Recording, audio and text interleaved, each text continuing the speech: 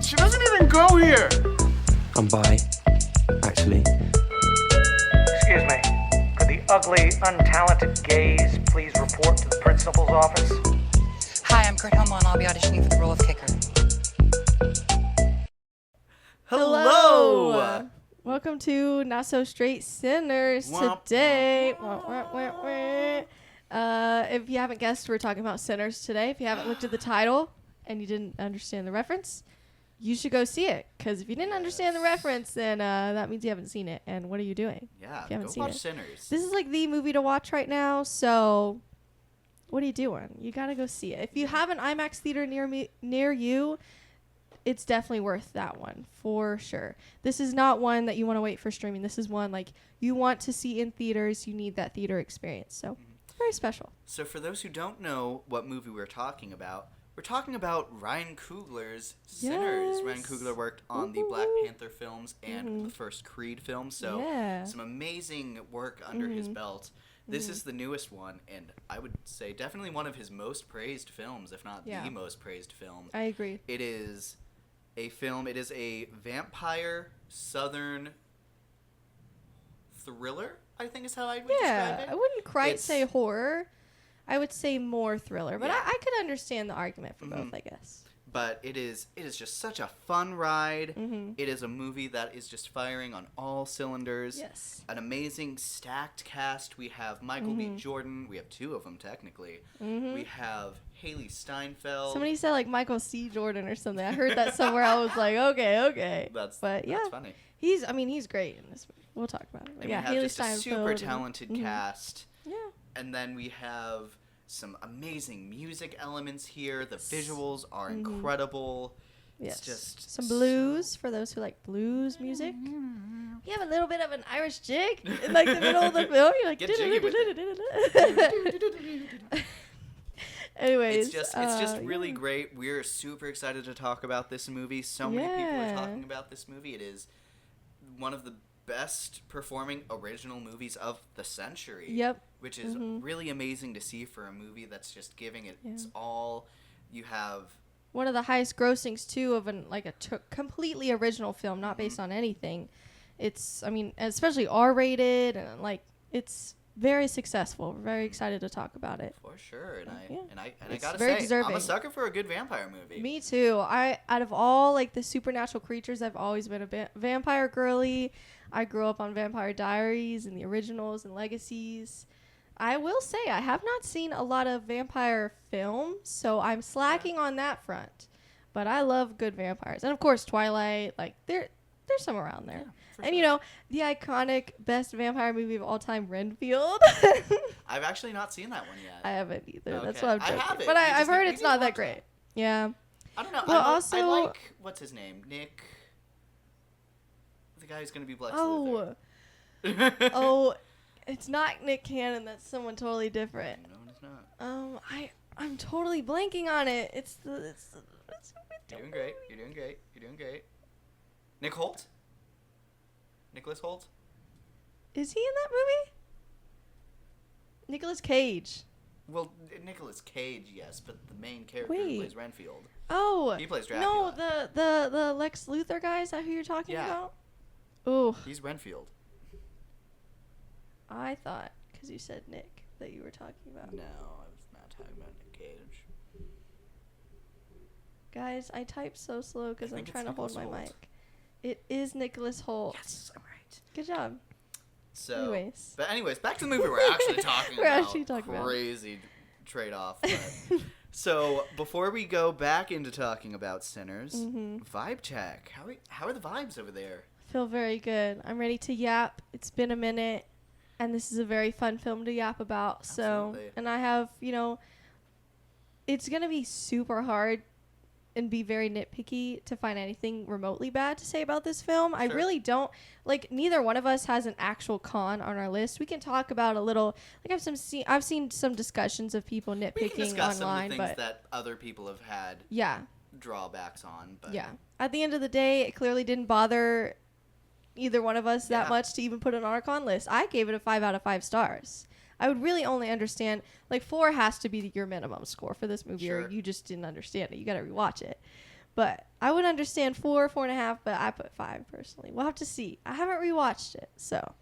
I've heard that the rewatch is very impactful on Me people. too. Me too. So I'm excited. It also, something also I want to throw out here at the beginning is that it has what some people are calling one of the best scenes ever put to camera. I have to. And I it have is to agree with that. certainly up there. I would Yeah? say certainly of this century, Mhm. like of the Easily. 2000s, this Yeah. is one of the most like you have to see Yeah. this moment. And you'll know what it is. Hmm. Everybody does. You can say that 2025 movie scene, and everyone knows what you're talking about now. So it's crazy to watch a scene that you just know is like going So to be good. so. It's going like this, like that scene alone is going to inspire so many future directors and the next generation. It's man, That's I can great. just imagine watching this and being so I've obviously been so impacted by it, but just the people who are going to like devote themselves to this art because of this. Yep. Man, what that must be such a sensation. I agree. Like it Very exciting. such like a Spielberg vibe to it. I haven't I've heard that comparison. I really like that comparison because I know a lot of people are comparing him to Nolan, but then some people were saying, well, Nolan's not a huge franchise guy, although he did do the Batman trilogy. But I think Ryan Coogler is, I can see the Spielberg comparison with the franchise-ness, and he does such a great job with that, in and out of that. Mhm. So, as we've seen, it's not just Black Panther, it's not just Creed, it's this too. So, if anything, I would say this is my favorite film of his, for sure. So, Interesting. But anyways, before we go even further off track, I think we're gonna go off track a Ooh, lot this episode. I know. Fair I warning. know. But I'm chilling my vibes. Super excited. Yeah. We behind the scenes talk. We had to film our intro 2 times. It's okay. It's the Gosh. first time we've ever had to do that. Ever. So, we're on episode 21, so crazy. not too bad. Having to re-energize myself and then start over. Well, So I feel like we did But pretty overall, well. super excited. We haven't filmed an episode for a while. We're about to film a lot of them today, and then more Yes. throughout the week. We have a really busy time for this podcast, Yeah. which coincides with a really busy time for me personally. So much happening. Interesting. But I'm super excited. I super love being able to talk here Yeah. with you and with the lovelies out there listening to us. Yeah. So Mhm. that being said, we're going to go into some of our non-spoiler thoughts of Sinners. Mm-hmm. So I put pretty much same as yours because I feel like anything you didn't list, something will probably jog my memory. sure. So it's like, why write down the same things when we both just loved everything about this film? Let's just, Absolutely. have one big discussion. So something I maybe wanted to start talking about before we even get into our pros is what was your impression of this movie? Like what were you expecting going into it? I knew to expect vampires, and then I honestly feel like the trailer did a wonderful job of giving you what you needed to be excited about this film, but still leaving so much out, so much for surprise. Like, For sure. I did not expect the first, I don't even know, 30, 40 minutes to be so, like, world building heavy, like, character building heavy and world building heavy. And it's so important. I don't want to, like, defer, like, people from, I don't want to scare them off by that. I think it's very, very important. It's still very interesting. Sure. I've heard slight complaints that it's boring, but I just think it's so refreshing to see such a big film and such an original film take its time with its characters because it pays off later. Mm-hmm. It's a vampire film, so of course, people turn into vampires, people get killed. That's not a spoiler. Of course that was going to happen. You see that in the trailer. That was the only little complaint. If you haven't seen the trailer, a certain character they revealed to turn into a vampire, and I do think that was a little disappointing. I do agree too. That would have been a nice felt surprise. it feels weird watching the movie knowing that moment's going to happen Mm-hmm. because You could have teased it, but I mean, there was no room for like questioning in the trailer. But. yeah. But then again, I mean, look at how it's performing. It's hard Oh, to yeah. critique Yeah. when it's done so well. Absolutely. But I will my impression, I will say, I saw the teaser Mm-hmm. and I wasn't super on board with it yet. I knew it Okay. was about vampires, Mm-hmm. but I wasn't kind of clicking with it yet because I was like, Okay. I'm seeing a bunch of shots Mm-hmm. and I kind of have I don't even think I'd see like the vampire of it all here. Oh, okay. Like the only shots I can super remember from the first teaser was like the snake, and then like the gunfighting, and the guy running towards the church, and I was like, I don't like I see things here Yeah. that feel like they belong in that movie, but I don't like feel that movie here. Yeah. And then I remember, because I remember you having a much more positive response to it, and the whole like film Twitter sphere. And I remember being like, man, I really wish I was there on the train with them. And Yeah.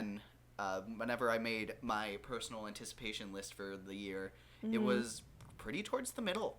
Okay. So, and then that first trailer dropped, and you have the score, the music, Yeah. and some of the more like the party visuals. Yeah. And you actually get to see some of the vampires for the first time, and Yeah. oh my it was gosh, a really good trailer. that is where it all Oh, just comes together so and you well. know, I'll say we probably saw the trailer quite a lot, and I just feel like I never got sick of it. Oh, for sure. Unlike some other trailers that we saw No, just as much. I'm sure that you, as the audience, So- know when we've seen too much of a trailer. Yeah, but this- I was that one? excited to see this trailer. It just made me more and more excited. It made me more like, ugh, when's April 18th gonna get here? So I don't know. That's something I wanted to point out. Very fun. Yeah, so we've been. When was the first time we saw that teaser? We've known While Ryan Coogler ago. was working on this vampire movie. I would say probably For a a couple while. months after Wakanda Forever. Yeah, So, but I think that first trailer was probably like around last fall. I was thinking so. Mm-hmm. So we've been sitting on this movie for a while, or at least in the knowledge of kind of what it might be. Yeah, And it just comes together so well. yeah. And I remember seeing the full trailer for the first time and seeing like the vampire design. So cool. I love the vampire design. And then in the movie, it's just used Yes. even like everything you Yeah. think you're expecting in the trailer. They just like build off of it and turn it into like something bigger than you even Yes, expected. absolutely. It's just so good in that regard. It reminds me of like this is kind of out of left field, but it reminds me of my experience with Barbie, where I was excited from the beginning and I just kept getting more and more excited, and then it still blew me away when I saw it. Yeah, that's I had super the fair. very similar experience, so What I think, I love when and that happens. I wanted to talk about this later, but I think it kind of brings up because I think both have the same thing in common, where I think both of these movies, both from Warner Brothers, by the way, which is, some might say surprising given how they currently are running their studio. Yeah, Whatever. Mhm. But I think both are really successful in being pieces of art, Yeah, where there's so much craft, there's so much love creative freedom. and creative freedom, absolutely. But there's also like in the writing and in the performances so much nuance and like what is the purpose of this movie and so many people can watch it and take different things from it Yeah, and have like conversations on this is what I saw when I saw this movie. What was it for you? And I think they're both so strong in the fact that they build conversations and mix themes so well in what's already a super fun and well made and world built like film. place. It's just so. I think they're actually very similar. That's a really good comparison, Yeah. actually. Yeah. And we fun. saw how great Barbie did. Mm-hmm. And so obviously that was helped by A being whole a event. genre film, and Yeah. they did have a whole huge marketing backing behind it from Yeah. Warner Brothers, which Sinners was advertised. For those who might not know, this movie in 25 years, the complete rights to this movie goes back to Ryan Coogler, the director, so Warner Brothers That's won't really hold on cool. to it for forever. So some people have speculated if it wasn't pushed as hard as it could have because of that fact that Warner Brothers wouldn't get it forever. And Oh well, too bad, so sad. Didn't work. It still he did still great. did a lot. Still overperformed. And so imagine the money Warner Brothers would have done if they did push it all the way. I don't know. Yeah. But overall, $1 billion film anyway. Oh, that would have been awesome. Because, like, a horror film has never made $1 billion before. So that would have been great. it did set a record for the Monday after its opening. It is the highest grossing horror film ever on the Monday after it opens. That's cool. Ever. I'm not surprised. Yeah. I've That's heard it made, so great. I want to say, like, 7.8 million domestically. That's the number I saw somewhere. 7.1, 7.8, something like that. But So it either way, phenomenal. We'll get into numbers later as Yeah. well. You know us towards the end. So, but going on to our pros list. Yeah. Non-spoiler pros list. So, I did put everything. Like I said, there's so many elements of this movie, and they just blend together so well. Mm-hmm. And like I said, firing on all cylinders. Every time they sing, it's like a memorable performance. Every time that there's a joke inserted, it's like perfectly timed. Yeah.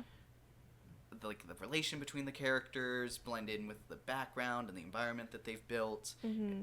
And You like care about these characters. You're invested because they spend so much time building this world and building these characters. You actually care about the stakes. yeah, absolutely. And I know some people are finding it boring, like those first, 30, 40 minutes, but I still found it very interesting, and I loved the payoff of it. For sure. I think it's so worth it. Even if you feel like it's a little slow, just keep pushing, because I promise you it has so much payoff, and it's so worth being there. So I like that. And I it's remember having a taking little its bit time. of the thought of, like, because I'm a huge monster guy. Oh I was yeah, very it much was like where are the Man, vampires? where are Mhm. the vampires? There's a lot of daylight. Yeah. So, it did surprise me when watching it the first time how long it took to get for the sun to go down and get Yeah. into that whole thing. Mm-hmm. But man, let me assure you, anyone who's unsure, Yeah. for the first 30, 40 minutes, Mm-hmm. sit in for the ride, notice what you can, because Mhm. really it just all comes back as soon as it Yep. starts going, and then it All does comes not together. stop. Mm-hmm. It very much, nothing is rushed. Everything is there for a purpose. Nothing feels like they're over explaining anything. Nothing feels out of place. It all, well, maybe one tiny scene, I'll bring it up later. But even then, the one that was maybe even out of place just felt fun. So I don't know, I just think everything's so well put together. Yeah, and I will say, I think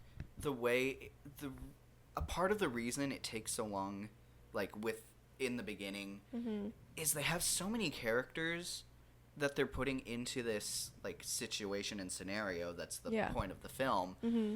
and they really focus on showing that they are people Yeah. outside of this one event that happened to all of them, and Yeah. I think that makes it so much more powerful whenever you see them in the situation. I think, and it doesn't really waste any time. It's always they're doing something that adds to, oh, who is this? What am I learning Yeah. about them? Mm-hmm. And I truly, I think every single thing you learn about these characters in the beginning circles into some part of the theme of this movie or how they react in the situations that they're in. It's just, It's so well great. done. Such a well-written script, written I by agree. Ryan Coogler as well. Okay. So I did not know that. he is the only writing credit on it. So Good for him. It's What- totally his film. love that for him. I'm glad he's gonna own it someday. So my first pro that I have on my list, besides everything, is I specifically love Southern vampires. Mm-hmm. I love vampires, and I think what an idea to just put vampires. Give them in a the southern South. accent. Mm-hmm. Well, he had an Irish accent. Yeah. Our main vampire, Remick. Mhm. Loved It's him. great. Chills. I Dare love I it. say, probably one of my favorite movie villains. Yeah. He is. He's written very well because he's not just some one-sided I'm a vampire, I want to kill everybody and everything. It's he has a motive, he has a purpose, he has a backstory. And there's layers to him, and people Yes. have had different interpretations on his purpose and what his presence in the movie is trying to say and portray. And I think that is just so fun to see so many people have different interpretations of this character, while all unanimously loving his performance. He brings Yeah. such a different energy from anyone else in the cast. Yeah. And then he just, him combined with the effects on him and the makeup on him. The nails in the first trailer, Uh-huh. so great. It's just so good. Yeah. It's so And great. if you liked him, be excited because he's going to be in the 28 Years Later movie. So as the detective or something? No, as a cult leader. Oh, very different. Very different? Very different from the detective, sure. Yeah, but yeah. actually pretty apt here. yeah. So So I'm very excited to see I'm him really again. excited to see how he differentiates. Yeah. And makes it a very different, because I will say this is a very iconic role. It'd Yeah. be very awesome for him to have something similar but different in that same vein. Mm-hmm. So very, very exciting. Yeah. And I will say even more on the idea of vampires in the southern U.S. During Jim Crow days. Yeah. What a concept. Inherently, there's that idea of, like, initially the first vampire you see is white. Mm-hmm. And then And- the two more.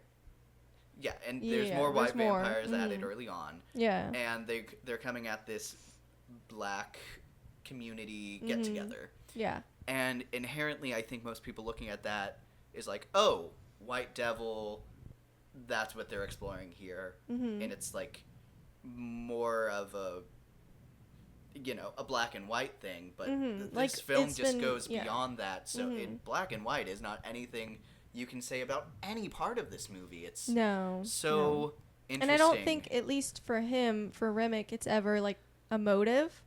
No, because If anything, he admires the person that he wants to join him, and Yes, it's not like it's- I hate you, want to kill Because you. another It's like thing that I heard from critic receptions, people Mhm. talking about how tied in, or maybe not, how parallel the Irish immigrant experience was in the U.S. at that time Yes. with the black experience. Mhm. They weren't necessarily lumped together, but they were Mhm. both experiencing some harsh discrimination at the time right for Mhm. different reasons. Well, Yeah. essentially the same reason, but Mhm.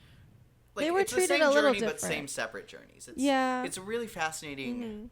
I think, discussion and look, and the idea that our main vampire is an Irishman who Mhm. understands a baseline of what the, like, somewhat of somewhat of the the discrimination that experience. this Yeah. community has dealt Mhm. with, and why that's potentially like he has some good points on. Hey, come join me.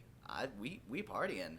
It's It's just interesting all because super well done. he uses it to tempt people to join him Sure. in a really interesting way. It's not like oh, we've seen this before. It's like a new take, and I think it's very, very refreshing, very interesting. Absolutely. And then I think also the idea of Southern vampires, take a shot every time Luke says Southern vampires, Southern Vampire. is I heard someone talking about the idea of vampires being this eternal being that has been in tales for centuries, Mhm. and we just constantly keep seeing them pop up in modern adaptations, so Mhm. presumably they've, in like their universe where they're real, they just pop up everywhere, Mhm. and it's an old time idea that just pops up and like shows its face a little bit everywhere. And I Okay. thought, what a similar thing in saying that is like racism. Like it's the same old thing, just wearing different clothes in different places. And I think that's also a really interesting element Mhm. to add in with the idea of vampires and with dealing as being an outsider as being such a crucial part of this movie Mhm. to like, yeah, no matter where you go or what happens, this will be somewhere. There will be this Mhm. literal evil following you, and it's Yeah. not even the same evil. It's Mhm. just two different evils that honestly are trying to even combat themselves here. And Okay. so the whole point of this movie is which, like, is this evil vampire thing who's offering you this one thing that much worse than the other horrible thing that you're currently dealing with. And I think it all just is really fascinating. Okay, you're losing me a little A bit. little, but it's, I I'm kind trying to of not be understand. spoilery, which right, is the right. problem with it. So, but it's all super fascinating. We'll Interesting circle back to ideas. this in the Mhm. spoiler section. Mhm. I'll be able to voice it a lot Mhm. better A there. lot clearer. But moving on, I also put. We talked about the cast. Of course, the cast. We'll get Well, yeah, more into specific. the cast specifically. Big highlights are Michael B. Jordan, who plays Smoke and Stack, two twins, Mm-hmm. which such a testament to his acting that they both are such Yeah. different characters with Mhm. such different lives and Mhm. like the way they portray themselves. It's kind of crazy. Like, I feel like out of all the twin performances this year, and there has been a there few, have been a lot. I feel like his is one of the only ones where I forget that it's an actor playing two characters, Mhm. and it's just like they're there. They're Yeah. two characters. I forget about it. So, not that like I liked Robert Pattinson's performance, but In Mickey 17. yes, in Mickey 17, but I don't know. It's like I was still aware that they were two different But even in characters, that and it case, was he both was him. playing like a character with a day's difference Yeah. between the two characters. This is people like they've lived next to each other the whole lives, but Yeah. they're still so different. Yeah, and it's so well done. Mhm. Props to him. So awesome. We'll talk about award stuff later. Yeah, both of them have some amazing women in their lives. Haley Yes. Steinfeld's also character. very different relationships Yes. with those women. Haley Steinfeld, and then Wunmi Mosaku. She is from the Loki series as B-15. She is killing it here. So killing I it. recently saw a thing confirming that she was going to be in Avengers Doomsday as well. And Okay. honestly, Good for after her. Sinners, Get that you paycheck. know they made sure to call her. So Like, love that hey, for her. They both hey. are given such amazing roles. I would She say does a wonderful job as Annie. I would say for both of them, my favorite roles that I've seen them do so far. I agree with that, which I have not seen for Haley Steinfeld. I know a lot of people, when comparing her favorite role, are bringing up True Grit, which is, I I've not think, seen her that. first one. And I want to say she got nominated for that on the Oscars. As She a got 10-year-old? some. Oh, maybe not. Maybe that was a different one. But somebody said she was nominated pretty early on, like when she was 14. But I have heard really good things about True Grit. So, and people keep comparing those two performances, and I wonder why, because I don't know anything Interesting. about that movie or that performance. So, I'm gonna have to see that sometime for sure. And This then movie has added quite a lot of movies to my list. Vampires, and then the cast being in other stuff. So, Yeah. And then Delroy Lindo, a lot of people have loved his performance a lot. He Yeah. brings such a unique character to this ensemble that you're with for most of the movie. I agree. So love that for him. A lot of people are talking about him getting an award on the circuit or being Yeah, on that award I'm hearing circuit. some whispers.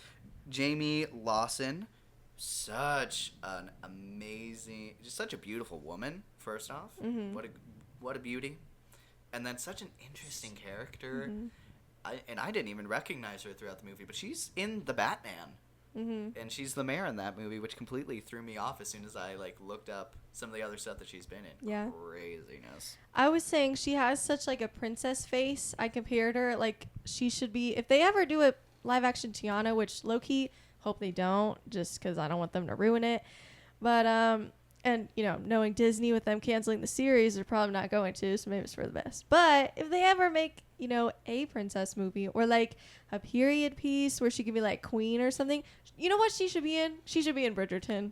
Yeah, I completely agree. I actually really love that idea. She just needs to be in something where she gets to wear another pretty gown because she period is so pieces. gorgeous. A lot of this Ugh. cast is really good in this period piece, but I think her Yes. especially, I think she can adapt into a lot of different periods. She literally looks like a queen, like a Disney princess. So get her in something, and she can sing really well too. Maybe they should make an original character and let her voice it. I don't know. I don't know anything. I almost forgot, which is crazy. Miles. I know. I was Caton. wondering when you were gonna bring him He up. is our main character here. He plays Sammy, and this is his first role ever. And he makes such an impression. And It's gonna he be- kicked butt in Blues. He worked so hard for months. I think I saw 5 hours for 6 months. Yeah. He practiced the Blues, and it's one of those 5 things hours a day where- for 6 months. Yeah. No, only 5 hours, and he was a prodigy. But he does so well, and a lot of people or a lot of characters in this movie keep saying he's really talented. His whole character is he's supposed to be so talented at playing guitar and singing that he is piercing the veil between ancestors and reality and future and Yeah, past it's supposed to be this music. transcendent experience to be there, listening Almost to him play. supernatural, yeah. Which is why the vampires are drawn to him, which we'll talk a little more later about that. I don't want to get too much into that, but that's why one of the reasons he's the main character. So they talk a lot about him, and he does great, and it's believable when you hear him sing. You're like, oh yeah, that's a guy who is so good. It's like magic. Yeah, for sure. It's so believable. And So- then other quick shout outs. We talked about Remick, played by Jack O'Connell, our main vampire antagonist.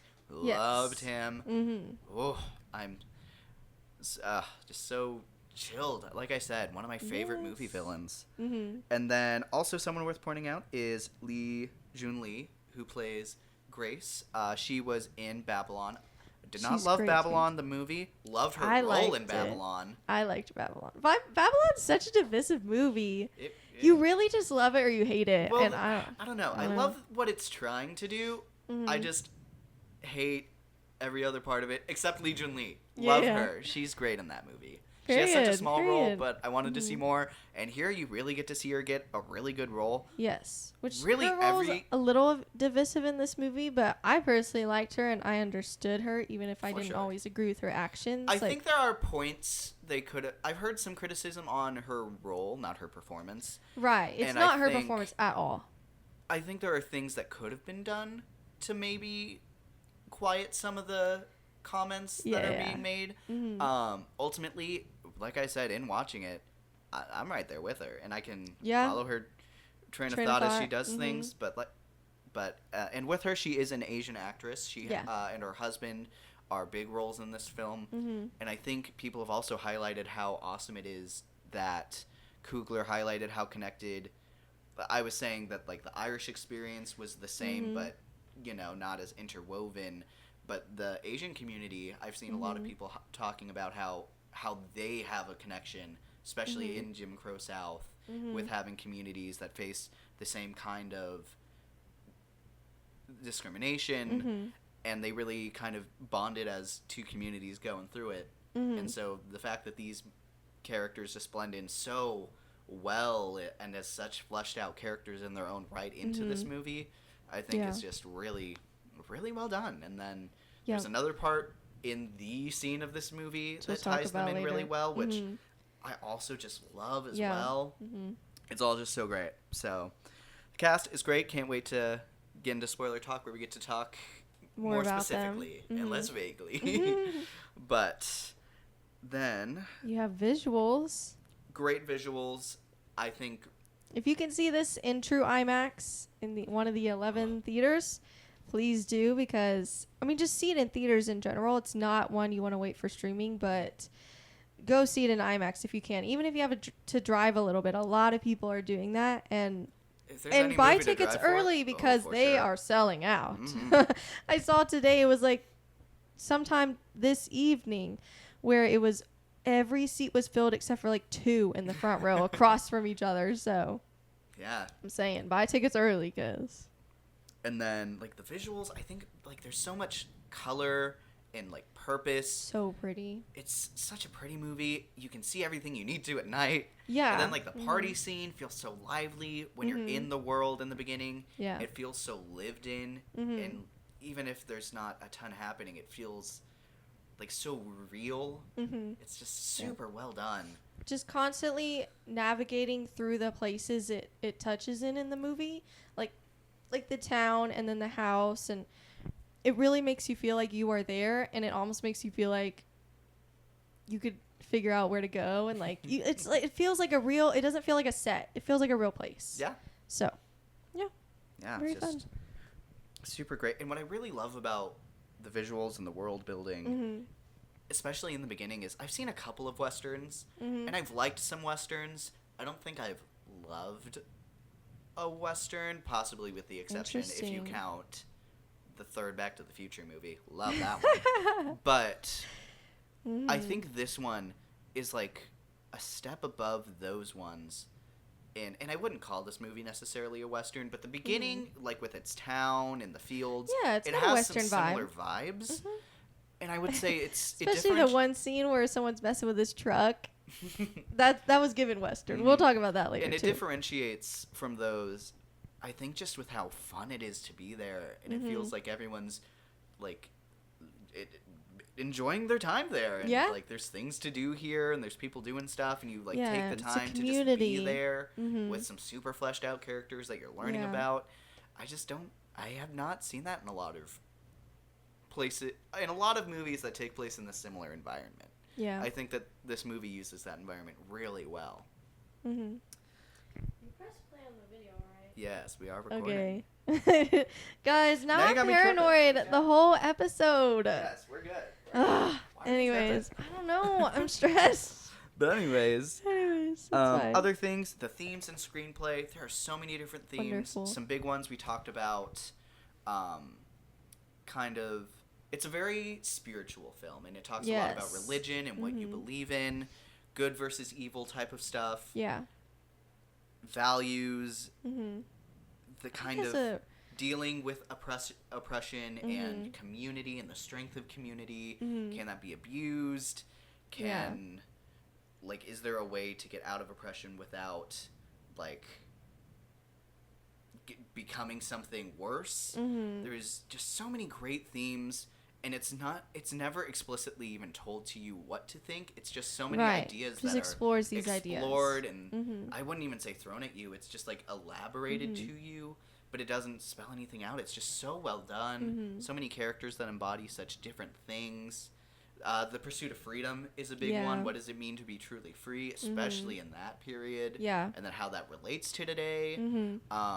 Legacy, connecting your to your ancestors and all that came before you, and then building off of that going forward. Just so much The to power talk about. and Such history, juicy conversations. music, blues. Yeah, why blues So- were so powerful at the time, and how music has inspired generations of communities, and how they grow off of each other. Cause and the blues, it has a connection with the ancestors and a legacy that lives on, but it also has gone on to inspire so many other genres of music.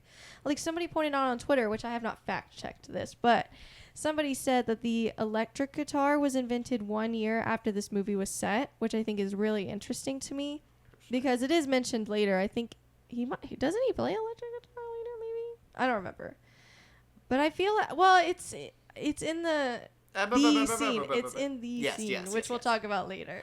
But I think that's just interesting because it really goes to show that this type of music has such a connection with people and with the history of music. So, but I love that. And with the religious themes, I really liked how it, like you said, it doesn't give an answer. It doesn't force an answer. It more just says, this is what could happen. Like, you could use it in a bad way and you could use it in a good way. You could use it to find comfort. You could use it to hurt people. So I think that's really what I really interesting. love about that theme in particular is that that's a huge theme that the main character Sammy is dealing with. Yep. And you see him kind of make a choice at the end, and it's definitely not the choice you inherently assume is going to happen from like just how movies happen. Yeah. And it's such a powerful choice, and I love the things that happen after that to enforce his choice. I think it's just so well made, and it makes you think. This is a movie that is so fun to watch. Yeah. But if you want to think about a movie, this is the movie to think about. It's thought-provoking. so much like an actual art piece. And that's why it's garnering so much discussion, because there's so much to talk about, so many thoughts it gives you, and so everybody wants to go online and talk about it, and I think that's great. I think it's interesting because in one of our last episodes, I talked about Warfare being a perfect example of movies being an art form because it puts us into the perspective of the storytellers. This one, I think, is similar because it absolutely has that quality as well. Yeah. But it does really good, and I think it's similar in Warfare in elements, but this one is so highlighted of just, like, concepts and interpretations of a piece, and, like, that's art. Like, this movie is art. Because so many people can watch it and think so many different types of things about it. It is just so wonderful to see. Yeah. And I wanted to say, I heard the question of, well, this is obviously a movie that everyone online is saying you have to go see it in theaters. This is not one to miss. This is not one to wait for streaming. You have to get the theater experience for this, not just to see how beautiful it is, but also, like, my audience, which I'll talk a little bit about my audience later, but my audience was very fun because they were so into it. They were so, like the flirty scenes. They were, like, hooting and hollering. And it was never too much. It was never fake. It was very, very, like, natural, like, oh, I'm so into this movie. Like, I, like, woo, like that. And then this, like, the vampire scenes, more scary scenes, they're, like, gasping. And they're like, oh, my God. And it's just, again, it's very natural. It's so, like, you're not even thinking about saying it or trying to be obnoxious or, like, acting like it's your living room with, like, a more recent experience we had. It's no Minecraft. No, it's so natural and everybody's with you. And somebody asked, what's the last movie you feel like you had to go see in theaters? And that's not more like your personal thing. It's more like, what do you think, like Event. a community Like event. that has formed an movie. event? I have an answer, but it's a little far away. I mean, personally, I would have to say it was Wicked and Gladiator. The second I was gonna attempt at say Glicked, Wicked. or Mhm. the second attempt at Barbenheimer. I'm not even gonna say Gladiator, and I liked Gladiator I too. think. I don't know. I They don't tried think to make it I don't think Wicked. Gladiator 2 was a you need to see this in theaters. I Yeah. think a lot of people were trying to make it that. Yeah. But I think the idea that it was two such different films opening with such a big push, Yeah. I think that that definitely helped make both Yeah. an event. Yeah. And obviously, I think Wicked Oh, came out on top of that. Wicked was so my answer. Yeah, I mean, we were. Wicked would have been anyways, anyways, but I think Gladiator on top of that pushed it into yeah, something it did more help. than it I would've. think. Yeah. So that was very fun. And I think it's going to be Very interesting exciting. to see if What do you Wicked think the for next Good. one? I mean, we got Wicked and Do you think- Zootopia. Is that different enough? Yeah, but do you think anything like May into the summer will garner that?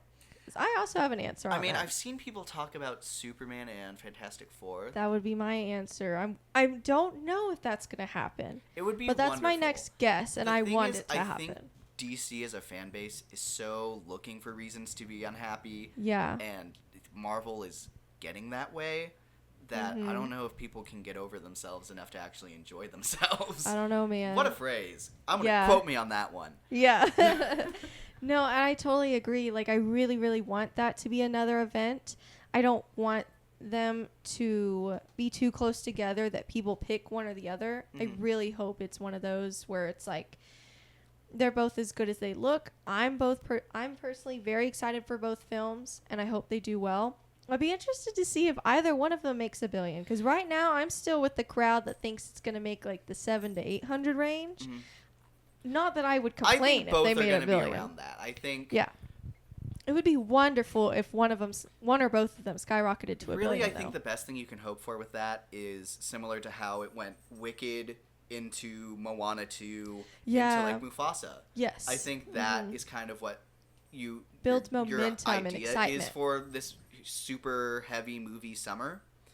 I think it really depends on if any movie becomes like super rewatchable, like Deadpool Yeah. 2 style. Yeah. Like, or not Deadpool 2, Deadpool and Wolverine style, where it's like, oh, I kind of wanted to see that one, but this experience was so good, I need to see it again. Yeah. If any movie hits like that, we're gonna have a clear winner for the summer. I Yeah. think even if it just has if any movie has like a super good second weekend hold, I Yeah. think inherently they're gonna be the winner. Which is gonna be interesting. Well, and I was about to say, I hope that all of these movies are good, because I fear if one of them is not, it'll hurt the momentum. But a lot of people didn't like Moana 2, and that still made That $1 still billion. made a lot of So a lot of people had problems with Mufasa, and that still went on to do pretty well. And so Yeah. I actually don't know if that matters, to be honest, at this point. I take that back. But I wanted to point out that I thought that. That was my thought process. Yeah, I don't know. I'm excited. I don't actually know if I was tracking Moana 2 made $1 billion. Yeah. It was definitely like close to not. And what a timeline we would have lived in. But whatever. Yeah. Good. Moana 3, here we Did come. it make like over $1 billion? Like 1.2 or something? That's what I thought. The place I just looked up said like 1.01. Oh, really? I thought it was higher than that. But it still It made looked $1 like billion, it's pretty so, close. you know, Either Disney's way. happy. And you Disney's can like, I tell don't this care. one was cheaper. Yeah. So. Yeah. Poor Moana Man. and that live action. I wonder if they're going to like, because they pulled the plug on Tangled. I wonder if they're going to be so scared that they actually like They're going pull to be the like plug on standing Moana. next to the outlet with the plug with I'm- Moana and be like, I'm kind of wondering. Eh? I actually would not be that shocked at this point if they just like are like, or maybe like they'll make it and they'll do a tax write-off, which I don't want them to do, but Only Warner Brothers has done that so far. and that was far- only because of the merger. So they had That's true. sort of an excuse to do it because, hey, Yeah. I didn't sign off on this. Oh, They yeah, signed yeah. the contracts on these, so. Ugh, I don't know, man. We'll see. I think inherently it's horrible to tax write off something that Yeah, so many people have I don't worked want on them to and do put that, their but name to. I have So to wonder if they're gonna go through with it or not. Which, you know, Moana 2, the first two movies have made a lot more than this. Well, I guess Snow White is still the highest grossing if you adjust for inflation, but Moana 2 is still relevant. So I do wonder if they have more faith in it still. Maybe. But man, if that one doesn't do well, they're never gonna make one again. And maybe And you know that's what? for the best. Maybe that's for the best. And Rachel Zegler took one for the team. Okay, Yeah. we love her for it. She slayed. Nobody else really slayed as much as her. So, you know, tanked. And, you know, maybe that's great. Maybe she was the person we didn't know we needed. Good for her. She was our Batman. She got that check and she said, I don't care. They could throw it away for all I care. The check went through. So The Snow White movie wasn't the one we wanted, it but was it's the one we needed. Yep, The one that yep. killed the rest of the live action adaptation. Anyways. That's funny, That's but great. some other things I had was the use of music. We talked a bit about that, and then I Yes. also put that scene, which That also scene. implies a lot of music, so it's the same conversation. Yes. I love the way they used blues music. The performances were all super awesome Yeah. and just super lively. It's Mm-hmm. there have been some movies where people complain that they start singing and the entire like momentum of the story stops. Mm-hmm. In this one, even though it's not necessarily, well, no, even the big song the two big song sequences I can remember, Mm-hmm. like just obviously they were their own thing, but Mhm. even I think they moved the story forward a lot. Absolutely. So, They such definitely added great- a lot. So for a movie that's not a musical, the use Mhm. of musical elements is super inspiring, and hopefully it's Yeah. a good way to incorporate music for other movies. I hope they kind of Yeah. learn a lesson here, especially after last year, the awards circuit for original song. Whoa. do we need- they should nominate this one, actually. I really think it has a really Wait. great chance. Look at last year's, whenever they were like, hey, so we're not going to perform these live. Oh my god, if they It's like, performed this how live. embarrassing do you have to feel if your movie got nominated and they're like, yeah, actually We don't there was want no you to one perform. good, so we're just not going to let anyone perform their songs. We're gonna have this Wicked year. perform, even though they weren't allowed to be nominated because they're the only ones that were good. Yeah, that's So, crazy. that's so So I awkward. really hope Ryan Coogler is setting a precedent for putting more music Yeah. in your films. I think Yeah. it's crazy that last year with 2024 was so bad at having musical elements. Mm-hmm. After 2023, like I literally thought, like looking at the movies of the year, like how awesome would it be if someone made like a compilation of like 2023 films music? Yeah. There's so many great songs I remember loving from those movies. Yeah. And then we go into 2024 and Totally we got loses two the song momentum. nominations for frickin' Amelia Perez, and it's like, Ugh. And you know what? Maybe Amelia Perez, if nothing else, maybe it caused the Oscar or the Academy to be like, you finally have to watch the movies because cause somehow Amelia Perez made it in, so you guys need to watch better movies. yeah, that's a great. Oh, that recently happened. That now And Oscars you know voters what? have to watch all of Yeah. the movies to vote for anything. Also, Love I that. wanted to point out so we don't forget later when we talk about awards, we need to remember that casting is a new Casting. category, and I think this is a This is a great, great precedent for example. that. Mm-hmm. So I I want to circle back to that, but I don't want to forget that. Yeah, I would have. And you know who would have done? You know what movie would have done great in this category? Thinking of You, Color Purple. Yeah. Oh, R.I.P. That was such a good film. and such a great cast. Yeah. Oh, Yeah. it's this. I think they have pretty similar casts. I think this one is Mm-hmm. ultimately a good step better. Yeah. Maybe a notch or two better, but that other Yeah. cast also great. So good. So good. Mhm. Oh, casting, you couldn't have come sooner. Yeah. Oh my gosh. We gotta get into that. Okay, so We gotta get into that. we are gonna go ahead and jump into some of our spoiler talk. What's our time doing right now? 49 minutes. Woo, this will be long. Oh wait, do we want to mention my con? Oh yes, please mention your con. Okay, so Luke didn't have any cons. Guys, I'm so sorry if you ever watch this, Dad, or listen to this. I'm so sorry. This is not hate to you. Guys, my only con was to be funny because I had to see this movie with my dad. Actually, I don't know if we talked about it. This is a sexy This is ass a very movie. very Very sex positive. Ooh. So maybe be aware who you're going to see this movie with. I was scared. There's quite a few, and we can't get into it because it's all they're all spoilers. What's but happening over here? oh, there's a button on the wall. Oh, hey, there's a fly in the theater. That's Oh. crazy. Are they done yet? Man, I'm gonna really I need to look at what popcorn I want to eat in this bucket. I need to inspect it. Oh, oh no, I'm gonna look at the popcorn. I'm gonna go to the bathroom, do anything. How much of my Slurpee is left? You're let me just scoot over in my seat a little bit. Look away. Anyways, also I should point out that my dad's very not sex stuff. Very Sure. traditional parent, I guess. So it's even more awkward. Because I know some parents are super chill and they don't even think about that stuff. Couldn't be me, Not the case. unfortunately. Couldn't be me, unfortunately. But anyway. So, with that being said, we're gonna go straight on into our spoiler content for this movie. Spoilers. Please, if you have not seen this movie, go see this movie. There is a Yeah. reason so many people are talking about it. Mm-hmm. It's truly the place to be right now. So If you're gonna watch any please. movie that This- has come out this year, but Mhm. definitely this month, I'm gonna say it because I was thinking about Thunderbolts. I was like, oh, I wonder if Thunderbolts is gonna take any of its fire. But then I was like, actually, I wonder if Sinners still take some of Thunderbolts' fire. they have 2 weekends. That's how good it Sinners is. basically has 2 weekends to potentially Yeah. be number one. I think by its third weekend, Yeah. Thunderbolts will most likely take it, just because of how Yeah. typical decreases And- happen. Well, and I was looking at Grace Randolph's movie math video, and it also might be possible that The Accountant 2, it basically, Sinners has to have almost no drop at all to beat The Accountant 2 predictions. Interesting. So, because it's pretty high for that movie, which is good. I've heard it's good. I'm excited for that movie as well. But yeah, it may, but we'll see. We'll see. I would love for this to be the number one But, movie 2 weekends in a row. Yeah, and me too. And I'm excited for The Accountant. I was excited for The Accountant 2, and I had not seen The Accountant 1 yet. We watched Accountant 1 to watch this movie. So Yeah. I was excited to watch this movie, but I still really want Sinners to be the number one. It would be No, so me great. too. It'd be Yeah. so great.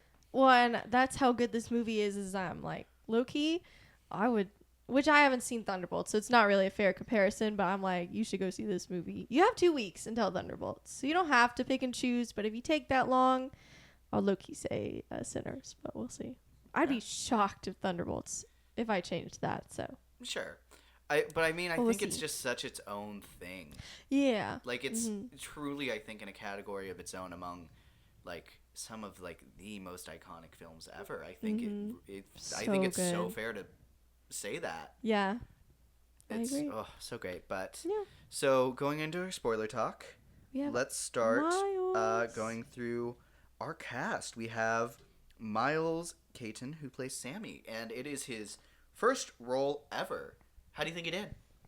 So great. And this goes to show I'm not in the group that's oh, everybody's overexposed, because a lot of times the examples they use, I'm they've been in 4 films, and the average person wouldn't, the Beatles, a whole Beatles talk, I'm the average person would not know who any of these people are, probably. Maybe Paul Mescal because of Gladiator, but probably nobody else. So I'm not really in that talk, but I also still very much campaign for giving new actors a chance, even if it's in a lead role. Heck, we just had another great example in Adolescence with that Yeah. kid. I mean, he did Absolutely. great, and so Miles is wonderful in this film. I really, really hope he gets more work from this film. I hope this whole cast does. For sure. But he's phenomenal, especially for it being his first role. I mean, that really shocked me. Yeah, he does such personally. a good job. He has. It's not a super, huge, It's not a flashy role. It's not flashy. That's what I'm trying to say. Like Smoke and Stack. I feel they're way, way, way more easier to love, I guess, or easier I to think like even and among some look of the your other attention characters to. here, I think he has maybe the least interesting character among some of these other characters. He's way more subtle, at least, but it's still so solid. Mhm. Oh my gosh, he never has one of those. most of these characters, if not all of them, have at least one scene where it's like they really are getting to shine there. And I feel like he doesn't really get that one iconic scene. Maybe like the church. Arguably, or he has that the iconic scene, scene. But yes. it's him singing and not Yeah. necessarily acting. Yeah. So I think you know, obviously when you're performing, you're portraying something. So Yeah. inherently, singing is always acting, especially when you're in a movie. Yeah. So, but I will say, I saw Still someone. so Grace good. Randolph said that he did good in this movie, but she thought that he didn't shine as well as everyone else. I think he shined with everyone else. Yeah. I think this he is fit an in really amazing well. start for him. Yeah. If you're gonna ask me who's gonna be on the award circuit, he's probably towards the bottom of my list. Yeah. I think this is a great stepping stone, and I think he's gonna grow so much from this movie. Yeah. And I think it is going to be very exciting to see what he Me does too. next off of Very, this. very excited. I know he's talked about, you know, his interest in Miles Morales, which I know might be a little controversial of casting because he's African American, but he's not Afro Latino, which is very important Which to a is lot of Miles. people. Which is Miles. That's a huge part of his character. So, you know, like first reaction, I was like, oh yeah, that'd be great because he was so great. I was like, oh, I don't know, I would like someone Afro Latino, but I mean, I want him to have another big role. Yeah. If not Miles, I wanted to have somebody else. You know, So, we see not necessarily MCU, we but see a huge partnership between Ryan Coogler and Michael B. Jordan. Yeah. Maybe we now have a second person in the loop. Maybe Michael B. gets to tap out. Aw. Maybe spend some of his capital here to go do something else. Maybe he Yeah. directs something else again after he directed Creed 3. yeah. So maybe we kind of Throws have a him in tap there a out. little bit, yeah. And I don't know. It'd be interesting to see Or them at work least together. Ryan Coogler Together could again. introduce him to some great people. I mean, he's Sure. definitely got some good connections now, especially now that Ryan Coogler's getting so much more buzz for this. I mean, he was always like everybody liked him, but he's starting to get in that conversation of like people we go are for saying we're him. putting him in the same category as freaking Steven Spielberg and Yeah. Christopher Nolan. That is Yeah. an amazing And I don't think it feels place out to of be. place at all. No. Absolutely. No. And it was just crazy considering this is his 5th film ever, directing at least. Sure.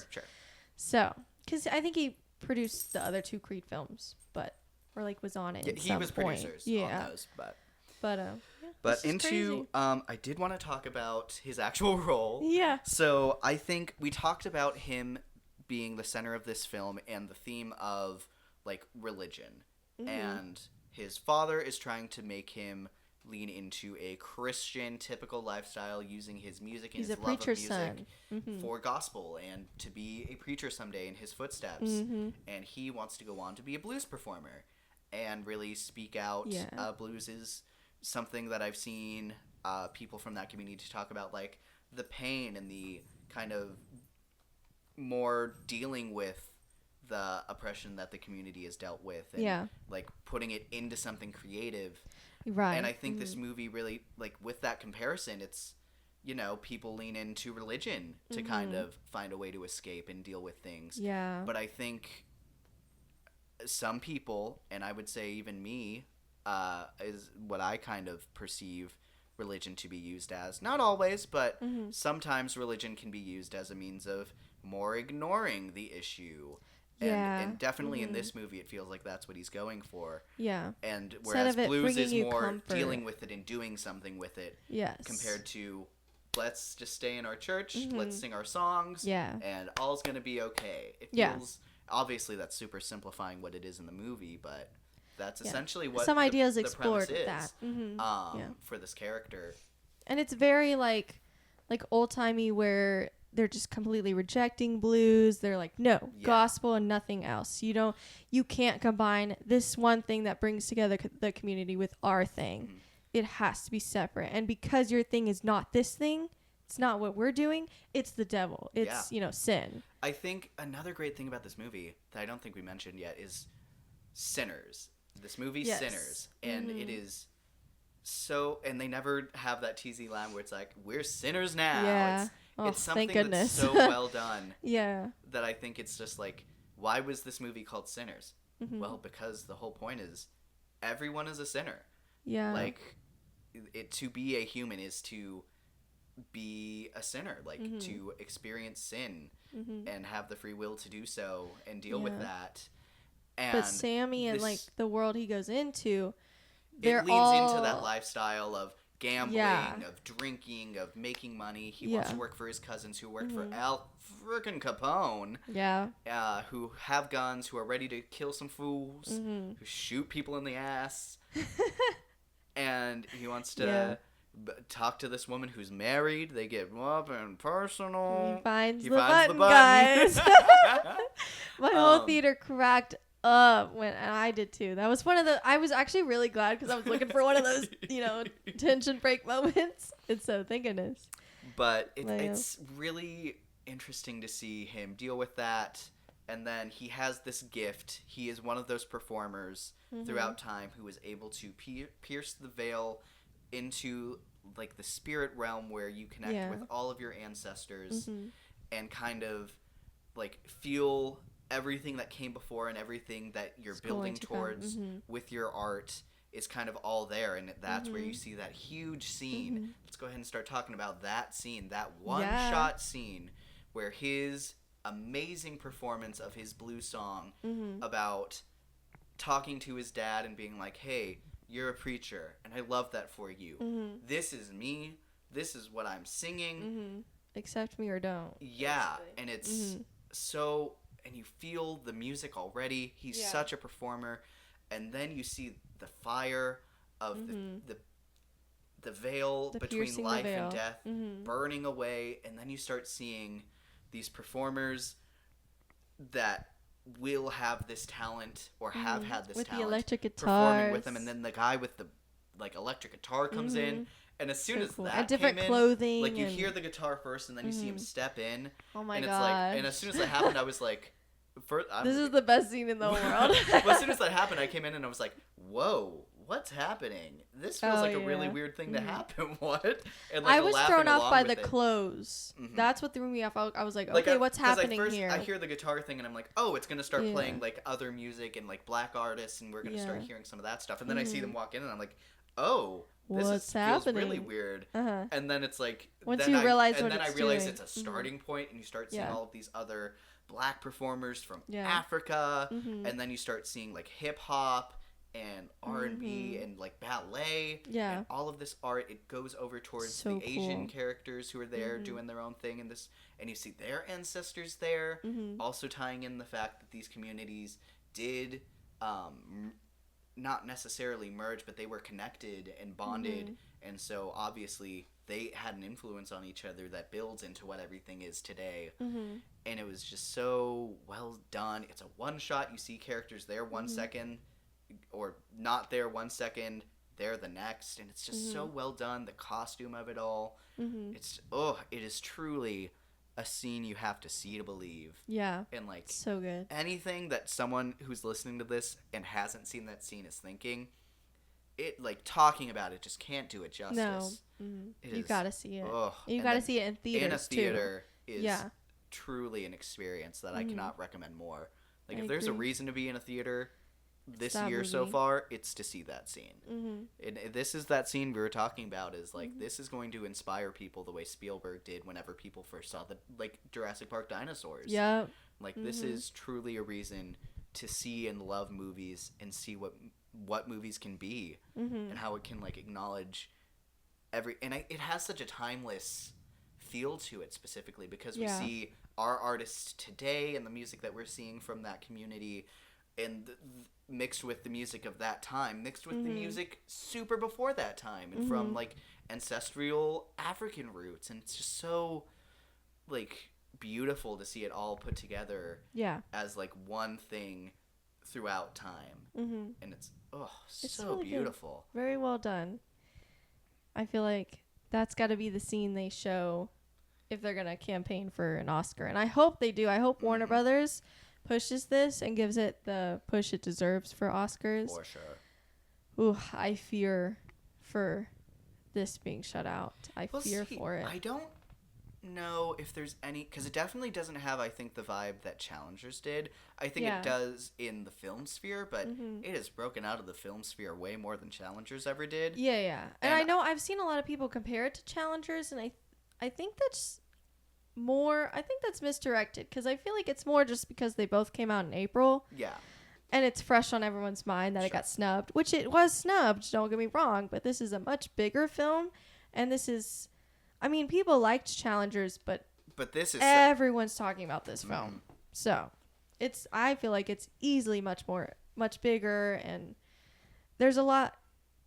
I don't know. I will say, like, it was totally snubbed for sound. Sorry. It totally was. And if this is snubbed for sound, I swear I'm going to come down there. There's a lot of things this movie should be nominated for. Yes. And But if it the doesn't- number one thing is, I would say sound, personally. But we'll get into that more later. Some other things, we're going to move away from that scene. Like, I think we've talked that to death, but it's just so good. So good.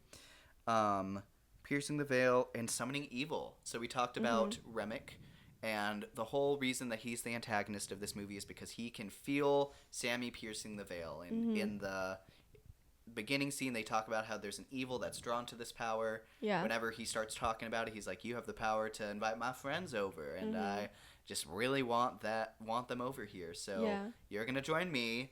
We're gonna have a party. We're gonna do a date. We're gonna dance our jig. Yeah. Eat all the robins, and we're gonna have a good time. Yeah, let me in."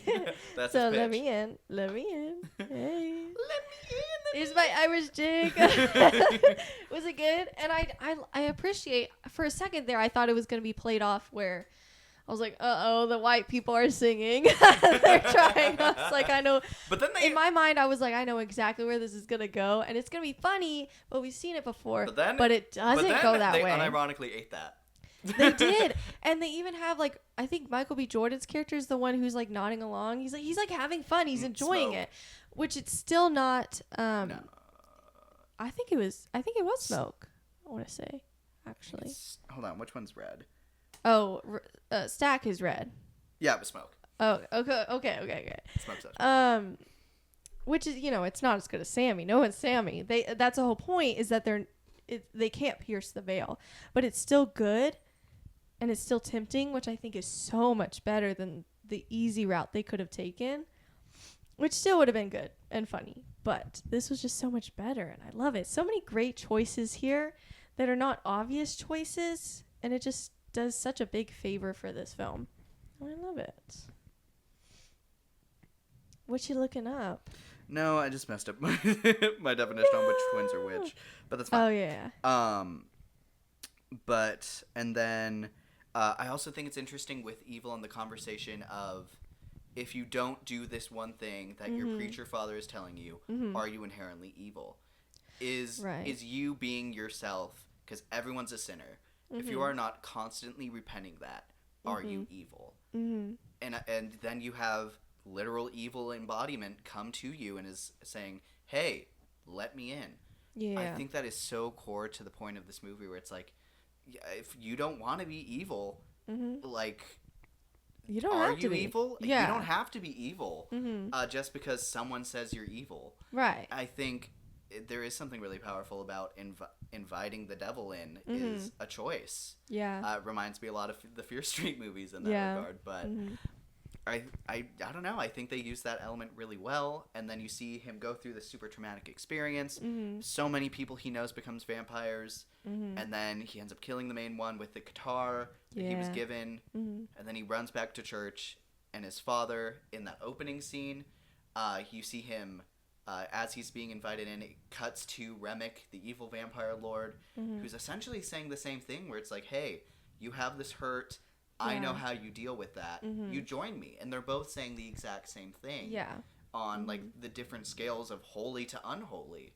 Like, two opposite ends of the spectrum telling you the exact same thing. You need to come and join me and do things my way. I know how to use your gift. You know what it was giving? What was it giving? It was giving, devil and angel on your shoulder, and then it was giving Miles, "Nah, I'm gonna do my own thing." That's what I was giving. Literally, Miles. Literally, Miles. No, it's and then he makes the choice as he's holding the, like, broken piece of the guitar, and he's like, "Let it go," because he's holding it to his chest. Yeah. Because that is so core to who he is, and that's the piece of him that survived the night, the same as the guitar, the piece of the guitar that survived. And then, I was so expecting him to drop the guitar, and it would be like, Yeah. I'm good. Again, But that then would have been he the obvious choice. But then he leaves with the guitar in hand because he can't let it go. Because he's still a human, he's still a sinner, but he overcame evil. Yeah. And he goes on and he lives this blues lifestyle that he always wanted. And we see in the mid-credit scene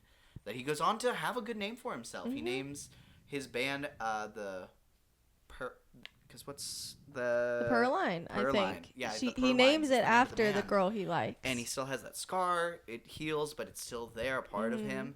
And he's this successful cool. performer who is clearly doing well for himself, and he's still good. I think is such a great element, is that there will always be a spectrum of good to evil, and people will always tell you what is good and what is evil. Yeah. And as long as you aren't choosing to be evil, you won't. And I think that's a really interesting message, or at least that's my takeaway. Like I said, so many people are watching this and getting such different things. Yeah, and it's like you get to decide Yeah. who you are. No one They gets don't get to if tell you're you, good or evil. right? Or how to deal with that or define that. You get to do that. So Absolutely. very So, interesting. really awesome. And then we see, like I said, we see him older. We have that end credit scene where it's revealed that Stack and Mary survived the night and have just been chilling as vampires, and they come see him in the 90s, not Yeah. aged a day, and they look hot. They look great. Oh my gosh. Haley in those super earrings. I was like, okay, girl, okay, girl. It was so awesome to see them again. I didn't expect that at all. I really did. thought they were I'll going, talk about that. Well, I thought they were going to be like, hey, Roxy. I really thought it was going to be a thing where, like, hey, some people wanted to see you. They asked to be invited in. And I thought that was where it was going to cut, but then it kept going into such a scene where they talk about, like, how that was the night that he was free. Whoa, she's getting feisty. She's like a snapping turtle. Girlfriend. And they both relive about how before the night fell, that was the most free they'd ever felt in their lives. Last time they saw the Stack sun. is saying that's the last time we saw the sun. It's the last time I saw my brother. And it's just, and they're still on, I think it's interesting. Are they evil now? They went into that lifestyle. Here they are. They aren't trying to kill him. Right. They're just, did they choose that lifestyle? They never asked for it, but they are still now in that life. And it's that or they just die. That's the only option they have. And I think that's one of the big things that make people who want this to be a franchise, or at least think it's going to be a franchise, that leaves it open for interpretation. There's a lot of room to explore. What have they been doing this whole time? What are they going to do? So I don't really care if it becomes a franchise or not, to be completely honest, as long as Ryan Coogler is attached to it. If he's not, forget about it. Sure. I think that's a whole other conversation to go into. If they were to make this a franchise, I also want them to explore the Native American hunters. My thing is, if they are going to do like a something prequel. like that, I don't even think prequel or sequel. I'm thinking almost White Lotus, where it's like, and now this time period, and this is, because this is such Interesting, like an anthology. something like that. Because I think you have to have a super, like, a lot of concepts thrown in to make this kind of thing work. The concepts and the artistry of everything and the music. You gotta have the music in. Like, what is a performer in this period gonna experience, and what's the conversation here and then? I really think if that's gonna be what you look at, that's the way to kind of continue this being so elevated in this art form, and continue the vibes of why people love it. Yeah. Exploring communities and different communities throughout time, and the relationship with music, and obviously you have to find something fresh in there, but like, are there other elements you can throw in? Like, obviously religion is something super relevant, but like, say you throw in, I don't know. Oh, I don't know. I mean, you could do like a Remick backstory too, but like maybe like food or like art, some other kind of culture, some sort of culture, and some other huge element to that. Like maybe like specifically ancestors. Yeah. Like maybe if it's like about like loss or something, and how like people live with loss. I think it's maybe the way that the themes are for White or like Lotus, a never-ending cycle kind of thing, kind of like The Last of Us is doing right now. Sure. That might be interesting. I don't know. There's potential there, but if you don't do it right, it is gonna blow Again, up in someone's face. This is now Ryan Coogler's baby, so you better not give it to anybody else. Yeah, it'd be So, very weird if he did. yeah. I think it would be interesting almost if he worked with maybe other communities to kind of have their own sinners moment. Yeah. I think there's a lot you could do there. So, and I think as long as Ryan Coogler is adamantly attached to it, I think it Even if can he's not the go into director or different ways. writer, he could be a producer and then somebody else. Like, especially if they're working on another culture and exploring another culture. I still want him to be involved because he for knows sure, but like you have the to IP. let the voices speak for themselves. I agree. Yeah. Yeah. So, It'll be yeah, really a fun. lot of fun. I think we talked a lot about Miles. Let's go on to Michael B. Jordan, Smoke and Stack. Yes, yeah. So, Smoke, I described, and they're mixed up in my notes, which is why I was a little beefed. But, so, Smoke, he wears the blue hat. He is a very smart, serious, and reserved character. Yes. Whereas his brother, who always wears the red hat, his name is Stack. And he is super fun, very lively, and very outgoing. He's the one who is almost always smiling. Mm-hmm. And so they're such a combo. Now that's the thing, I only mix up the first lines. It's okay. I fixed it. So with Smoke, he I think is really interesting, and I didn't super catch this about his character, but so much about him and his character is about family. Yes. And about how he's lost so much family. He was born, they lost their mom, his dad was abusive to his brother. Yeah. He killed his dad for his brother. They literally buried him together. Yeah. Gave his guitar to their cousin Sammy, which is crucial to this whole plot.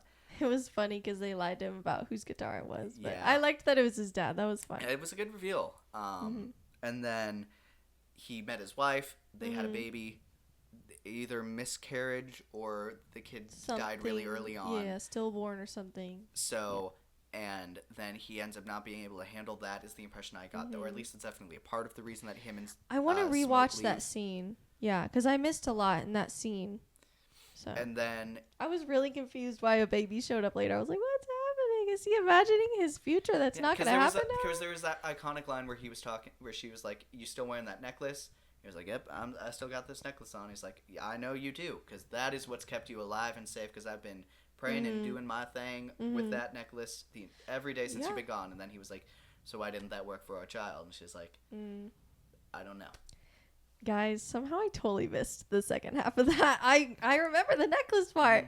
I don't understand. I just really, maybe I got distracted. Maybe I was like looking for a snack or something. I don't know, man. It was like, must have been like 5 How much seconds. popcorn do I have in this bucket? Oh my gosh. Guys, when I tell you my dad had to get up and use the restroom, take a guess at when he got up to use the restroom. It's not that scene. Take a guess. Let me tell you, it's the worst time to get up in the entire movie. Okay, maybe not the worst. It's not that scene. It's like right as they like run into attack. Yep. Oh heck yeah! That's It's funny. right before Grace invites them in. Literally, like maybe 2 minutes before she invites them in. He missed the entire. Like most of them died. Most of them died before he came back. I was He was like, like, "Hey, what did I miss?" I'm pretty sure they were outside, and it was at that point Smoke and Sammy against the rest of them before he came back. I was like, you could not have left it hard. And he said that too. He was like, I really have to go to the bathroom. I'm sorry. I know this is a horrible moment. I'm gonna miss everything. But he did. It killed me. I was like, you need to rewatch that. That's crazy. He might, cause him and my uncle go to see movies a lot. So maybe he'll drag my uncle along. But I think it was really interesting, because he was the one who ultimately survived that night. His wife ended up having to be the one to mercy kill her, so she didn't become a vampire like she wanted. And then his brother is undead. He couldn't kill him because I he do was the one who appreciate that lived so long. he actually killed her though, because I'm tired of the trope Yeah. of like, but I can't. And then so you let them turn into the monster they never wanted to. And then I think there's Like, also an that's element horrible. of he was so used to it at that point. Like so many other people have been Yeah. lost. She wanted to see their daughter, their baby, Yeah. and then at the end, after he kills the clan, love to see it. Yeah. You see him see her again, and then it's almost like you see him have his happy ending. He's with his family, which clearly means so much to him. because Yeah. everything he's done has just been either for like his family at large or for his brother. Mm-hmm. And so now he has his own family that he gets to kind of go to the other side with, and I think they did that really, really beautifully. I was scared for a second whenever he took a second to like, he was about to be handed the baby, and then he was like, "Oh wait, yeah, this guy's still alive." Bam! I was scared he was gonna look back and she was gonna, and like it was gonna be gone. I was like, I'm glad he still gets to go over there Yeah. because so valid. Yeah. Well, and other than the obvious reason to like that scene where he kills the clan members, I also really like it because I heard someone say he could have left before they got there, but he chose to stay because he made a promise that if they ever walked on his land, he was going to kill them. And he knew they were going to come at some point because he is told eventually that they sold the house to them with the intention of coming back and killing them the whole time. Making it from a sawmill to a slaughterhouse was Yes. the line. And so I appreciate that. I think that fits with his character a lot, and I think that's very satisfying. Again, it's adding another layer that you didn't need, but you so wanted, and it pays off really well. It's very, very cool. Adds a whole nother layer to his character in that theme. So. For sure. Yeah. So, super loved what they did with him. I thought he was a pretty great leader throughout. He's very smart, very retained, holding things to his chest. So then whenever Yeah. you get to see him with his family and you see him express that, and it just means so much to see that he's just so happy to see them. Zoe. That girl is coming at you. Smoke. She's bunny kicking me. We see Smoke obviously become a vampire pretty, maybe not early on, but about halfway through the film, I would say, is when he makes the switch to a vampire. And Very iconic scene there. yep, a very he sexy went out scene. he went out the best way. No kidding. Some might say. So his relationship So- with Mary, I thought was fascinating. The idea that she wanted to be with him, to be so affiliated with that culture because she is part black herself, even though she's white passing. I think that's an interesting conversation to talk about. There's so much conversation about the white passing within that community and the people who are lighter skinned. I love that this film has such a love for the darker side. And like there have been people who talk about how like sometimes they're too dark to be cast in some of these bigger roles, and Right. it's lovely to see so many So different shades unapologetically within like this real community, and represented. be represented. It's Yeah. such a great highlight And of that. Celebrated Celebrated too. is a great word. Yeah. And I also like that they never make fun of her. Like it's very She's a part of the family. Yeah, she is a part of the family, and it's not like caricature-ish. I would say it's taken very seriously and dealt with in a very gentle way and a very real way. And I like that. Very respectful way. Very cool. And I think it's really interesting her scene when she's there and Remek's like, why is she allowed in and we're not allowed in? And she's like, and what's that character's name? Annie says she's family. Yeah. And then Rennick has that line with, can't we just all be family? Which is essentially his whole pitch. Yeah.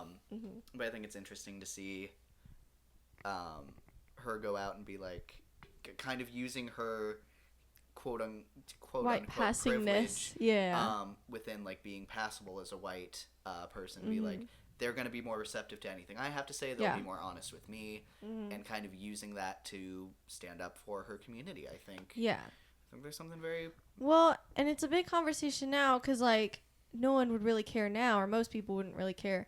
But back then, that's the whole thing, is he left her because he wanted to protect her and give her a better life, because he knew that once you're with the community, and if anyone were to ever find out she even had a drop in her blood, they would treat her just as horribly. But he didn't want her to do that. And I also love I'm a romantic. I love that they still got to end up together. Yeah, I Which is will very say cool. I'm a sucker for a vampire Bonnie and Clyde. Right. Like, which is so what they become by absolutely. the end of that. That So is giving so that. great. Yeah. Yeah. And we talked a lot about them with that ending. I love that they're still together. I love that they still feel sincerely for Sammy. I saw think someone it's be so like, sweet. only Smoke and Annie's love was real. It was the other I was like, that's wild. I don't know how you got that, honestly. I don't know how you get either relationship not being totally real and valid. Mm-hmm. I don't know. I Yeah. loved both relationships. They're so different, but both so valid. It's a testament to all of the actors involved, and unfortunately, you got it. Like, not to say that, like, the women didn't do their part, but the fact that these two feel like such different characters with such different relationships, such a testament to Michael B. Jordan. And I think it's gonna be interesting. Yeah. Like, could you only nominate him for one role or the other, or does he just get nominated for both? If he gets nominated for this movie, I think that's a fun. That would be so fun cool if question. he got like smoke He's slash stack. nominated for both, and he like takes up 2 slots, and everyone else is pissed. It's like, And it's a tie between smoke and stack. Well, thank you for this award. Yeah, thank you. Thank you. he like goes up to the. I'd like to that would thank be my so mother. iconic if he came in with like the split The down the middle, half-half. red and blue. Yeah. Ooh. If he Michael does, B. Jordan, if he goes to the Oscars in any capacity, he should do that. for he should sure, dress that would like be that. pretty iconic. Yeah, I agree. So moving on, we talked a lot about Mary. I think we might have said everything that needs to be said about her. Ooh, I do want to talk about her scene, about how chilling it was to see Rennick take flight for just a second after When her. I tell you, my whole theater was like, like a big gasp, and I So was right great. there with them. It was so chilling. It Oh was- my gosh. Ugh, and then the So way well she, done. and I think she's great before and after she becomes a vampire. I think Yeah. both roles she really kills, but there's a clear difference between her. Yeah. We gonna kill all of you. Yeah. Ugh, she eats that I line. will say, I'm wondering the logistics of, because she was invited back in, Mhm. but she never, once she leaves after that, she never chooses to come back. So I'm wondering, I don't think it would make sense if you have to constantly be invited back. But then that raises the question, I guess because she was outnumbered, but like, I don't know. That was interesting to me that she didn't ever choose to come back in and try to attack anybody else, but I don't know. Vampire rules are mysterious. I don't know, man. Maybe she doesn't fully know. Maybe you don't know until you're at the door. That's true. I don't know. But so loved what she did with this performance. Yeah. She does great with everyone. And the Remick, red eyes. Oh, I want to mention the red eyes because they were inspired by Puss in Boots: The Last Wish, which I think is totally so. I love. feel. You gotta love game respecting game. I love that he like so outright was like, yeah, I loved that film and I was very inspired by that film and I took inspiration to use the red eyes in this film, and it was a great choice too. Yeah, It's very well because done. the red eyes were on our main villain, Rennick, played by Jack O'Connell. Does such a good Yes. performance here, Mm-hmm. and I love the fact that he has the red eyes as the alpha. Everyone else just has like glowing white eyes. Yeah. And then whenever you see the whole like, I was chilled as soon as I saw them like emptying everyone out into the darkness, and it's so Yeah. well because it's not like overplayed where it's like, oh no, look at them. It's like, oh, Mm-hmm. they can so clearly believe that they're like going out to safety. Yeah. We know That they're those not. people are all gonna die. Yeah. And then the reveal that they're all there in that huge party and we didn't Yeah. even hear anything. Mm-hmm. Oh my gosh. It's And then great. that whole dancing scene where they're all dancing together and the eyes. Oh my It's gosh. so The great. thing of like it's like such a beautiful nightmare. Mm-hmm. It's Very it's chilling. So well done. Mm-hmm. So like playing with the heart, and it could have been so cheap. Like, but it is not an ounce cheap. It's just so well No. done. It's you have to be careful with vampires because you can very much come off as Twilight, which, Twilight's great because they're in their own thing, but you don't want to, when you're a movie like this, you don't want to come off as For sure. Twilight or even like Vampire Diaries. Like, it was taken so seriously and so real. It fit so well. It was never like, anytime they were doing the classic, oh, they're allergic to garlic and all this stuff, it didn't feel like okay, we've heard this before, like, you're using the same stuff, this is what we heard before. It didn't feel like new, but it felt in place. It felt right. Yeah, it all felt pretty organic. Yeah. You have your spiritual person who's into like witchcraft and some more Yeah. like non-immediately like some more off-brand spiritual stuff. Mhm. So of course she's the one who knows about vampires and Yeah. she knows Mhm. to get the stakes and all of the rules that everyone knows about vampires. Yes. And somebody pointed out that they appreciated that they actually called them vampires, which I Yes. so agree. You think that's like bare minimum, but Man, too look many at- times you don't call zombies zombies. No, my thing is Like, after okay. frickin' Wolfman, where Right. your character is not a wolf, it's just like a sick person who gets really Yeah. hairy and it's like, Yeah. man, just make a werewolf Just movie. make a Don't be werewolf. ashamed to make the Yeah. movie you're making. Right? You never have a good product that If you're way. making a vampire movie, make a vampire movie. Be It is- proud and excited that This you're movie making is just vampires. so bold and proud with everything it tries to do, Yes, and, and it's it just works. so beautiful it fits. because of it. Mm-hmm. I agree. And then, Which lastly, I also don't want to come off as I was shading The Last of Us. It's fine if you come up with a clever name and style. That fits. That fits really well. But when you're doing vampires, you gotta call them vampires. yeah, I mean, So, like, don't call them the bad people or the devils or like blah blah blah. Which I do a couple times, but it's so satisfying when they're finally like they're vampires. I'm like, thank you. Yeah. So And then, before we move off of Remick, because there's a lot of other things for us to talk about. Yeah. I did want to talk about his, like, what he does here and the fact that he is pushing his own community onto these people. Mm-hmm. And a lot of people, like we were saying, have a lot of different interpretations of what he does in this movie, like what his role is. Mm-hmm. And so, and I think honestly, we probably nailed it pretty well with the, like, Yeah. it's the reverse of The Preacher, where he's Yeah. saying, hey, join my community, I know what to do with your gift, look at all these people, they're happy with the choice that they made. Mm-hmm. And I don't think neither one of them is inherently wrong. Yeah, I I mean, think that especially it's with very the idea that, like, nuanced. hey, the KKK was going to come up here and kill all of you. Yeah. I can give you a way out of that. Mm-hmm. And, like, we can be on the right side of that. Mm-hmm. And then I think another interesting part of it, which I don't think I've seen, is, like, the idea, because I've seen people talk about how he's abusing people, like, this community's pain to joining him, Mm-hmm. and the idea of, like, hey, let me deal with your pain. I know what's best, Mm-hmm. which is obviously a part of that. But I think it also becomes a thing where if everyone becomes the same, Mm-hmm. like, as everyone who gets bit immediately is on board and is like, peace, we're all the same. We Yeah. don't see color. Mm-hmm. I think it's interesting the idea of if And that's everyone, talking about the first two people we see him in the film turn.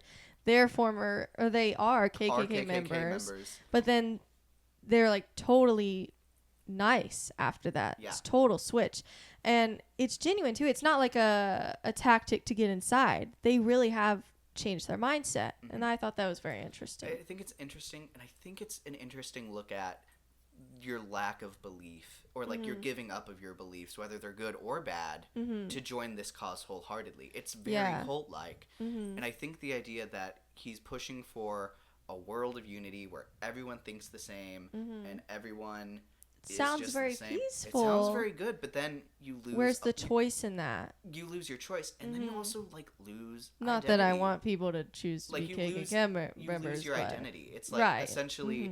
So you have KKK members and this black community who didn't ask, neither of which asked to join here, but now they're the same level, and it's like Interesting. it's interesting because now like, and you see the Asian husband, the shopkeep owner, talking about like going to go get his daughter and Yeah. force her into this lifestyle, Right. Which there's probably an element to talk about there as well. Yeah. And I think it's interesting the idea of like giving up your community and identity to be a part of this bigger whole, which is trying to take everything. Yeah. And I think it's interesting the idea of like you lose the pain, but then Yeah. you lose all of the like triumph and everything connected Yeah. with your community and what they overcame and what like everything was building towards, like we saw in the scene. Yeah. I think And that's a again, really like- interesting element. Right. And again, it's not like this clear, oh, so you don't choose that kind of thing. It totally makes sense why it's tempting, and it works for some people really well. That's just why it's awesome, because it's so nuanced. It's so like I can totally tell. It's totally valid if you don't want to be a part of it. It's totally valid if it is, because it's same with like religion. Like you can use it in a bad way, but you can also use it for comfort. It's the way you use it and the way you Yeah. go about it. So It's yeah. very great. I could honestly go on for a really long time. Right. So we're going to move on to Grace, the character played by Yes. Lee Jun Lee. Her and her husband are so fun. The way they Yes. banter with the twins as soon as they come back to town is so fun. Yeah. I love the one shot. And they going between- negotiate. The Oh, I negotiation love that scene scene. was so I iconic. loved it. Mhm. Ugh. And then I love the chemistry between them. Among some amazing couples, they also shine as a Yeah. couple that didn't get a whole lot of, not nearly And the as much daughter screen time as the other relationship ones. was sweet It as was well. also very sweet. Mhm. And then I loved. I also really loved. We saw their ancestors in the scene. Yes. Super loved that idea. As soon as they saw that, I was like, "That is so rad." Mm-hmm. And then whenever Yao, played by Bo Chow, the husband, goes out to go get the car, and then he comes back with so much swagger. And just like, "Hey, babe, let's go to the car. Let's go home. Yeah. Don't worry about that guy getting his face chewed off." And like, man, It's played really well by both girl, of them. you are Grace. You are stronger than me, because You understand your He was already temptation. such a cutie beforehand. Yeah. And then he came in with like, "Hey," and I'm like, You can understand the Hey. temptation of like, I see this guy getting killed over here, but I'm still like, one Am I gonna hand go out for the it? door. Oh, I shouldn't go for it. okay. What? It's- Man, I loved that part. Speaking of one hand out the door with our next character, No kidding. we have Frickin- Cornbread, Oh. played by Omar Benson Miller. Yep, and then not him getting caught with his pants down. That whole scene was Ugh. also very scary, but I was like, man, it's like a fire hose. That's like my worst nightmare is getting attacked while I'm like vulnerable too, like Yeah. extra vulnerable. Everyone, but I'm like, dang, that would actually suck. You'd be like, no, wait. Just give me like 5 seconds and then you can attack me. Just let me like zip up my pants and then then you can go back. I promise. For sure. I don't have a gun. I'm just trying to like not get attacked and be embarrassed at the same time. Like, I don't want this at on my least- tombstone. yeah, at least let me have my dignity, okay? Oh my gosh. And then That was so funny. that was He really went funny. so far too. I'm like, you're a man. Just go around the corner of the building. I mean, he still would have gotten attacked, Sure. but he went so far. And then I Ugh. do want to get into a scene where he's And like, then the thing "Just when he invite was me peeing in." and the sound of it being constant, and then you hear a rest when he stops, and then he goes. The sound work, and that was hilarious. Oh my gosh. Great addition. Great He was addition. like, that was so funny. Ugh. And then Anyways. his scene where he's trying to get in, but he has to be invited, and everyone's aware something's up, and it's like, you never Everyone had is- to be invited in before. Right. Annie was great in that scene. She was like, why can't you walk your big butt in here or something like that. She said something like that. She's like, why can't you just push right past us? Do it. Like Yeah. with the eyes of like, because she can't say like, go ahead and do it because like Mhm. any sort of 'Cause you invitation. can't say he's invited in. It's Right, just right. So, ugh. Say, why don't you just push past us? Like, why can't you do that? Mm-hmm. You know, like she's dancing around it. She's dancing around it so well, and she's very clever with her wordplay. And No, it reminds Very me of fun. a scene from what's called Fright Night, which is a Mhm. modern vampire in, I think it's Las Vegas, but like Okay. the suburbs of that. And there's a Ooh. scene because the neighbor is a vampire in that, and played by Oh. Colin Farrell.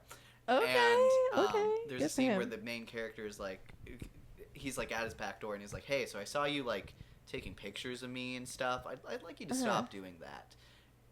Yeah. And it was like, I know, and I think you like took something of mine. Can I have that back? And he has the scene where he's like, here, and he's like holding it like right out Right, on right, the other right. side of the door frame. And he's Mhm. like, mother. Yeah, he's like, dang. Well, No, but I think that's another well. interesting movie. It's not nearly on the same level, but they do some Mhm. interesting stuff with Yeah. vampires there. The most Okay. interesting is a character is running away from him, and he breaks into a house, Mhm. and then he's like, "Hi, you can't get me," and then he walks to the door, and it's like, "This house is for sale. It's no one owns this Oh, home." right. It's like, They have scenes like that in the Vampire Diaries, and it's great. They have one of those where one of my favorite characters, there's these people that are so like smug, like you can't get in, and then he's like, actually, I had a conversation with like the mayor or somebody, and it's now public property or something like that. And it's so, and he's one of like the most ancient vampires, so one of the most powerful. You get stronger the Sure. many years you go on. And it's so good. You're like, oh, because you didn't care about them. You're like excited for them to die, but it's just played so well. Ugh. and then Anyways. and then even though you know what's gonna happen, I still jumped so hard whenever he went for that bite, and then I love Yeah. the scene of him pulling out the gun on him at the same Yeah. time. Mhm. Woo! Great. He was prepared for For that. sure. Who can blame him? Jamie Lawson as Pearline, gorgeous, Mare and the Batman. Wonderful. It was really interesting. I think she really represented sexual freedom in why she was Yeah. there. Mhm. You see some people dabbling in the different types of sin. Hers was, you know, Adultery. and, you know, just how But he limited found the button. sexual experience Does her was husband perceived. find the button? I don't know. And then she had her own little song and dance up there, which she ate. Mm-hmm. It felt really sad whenever she got bit.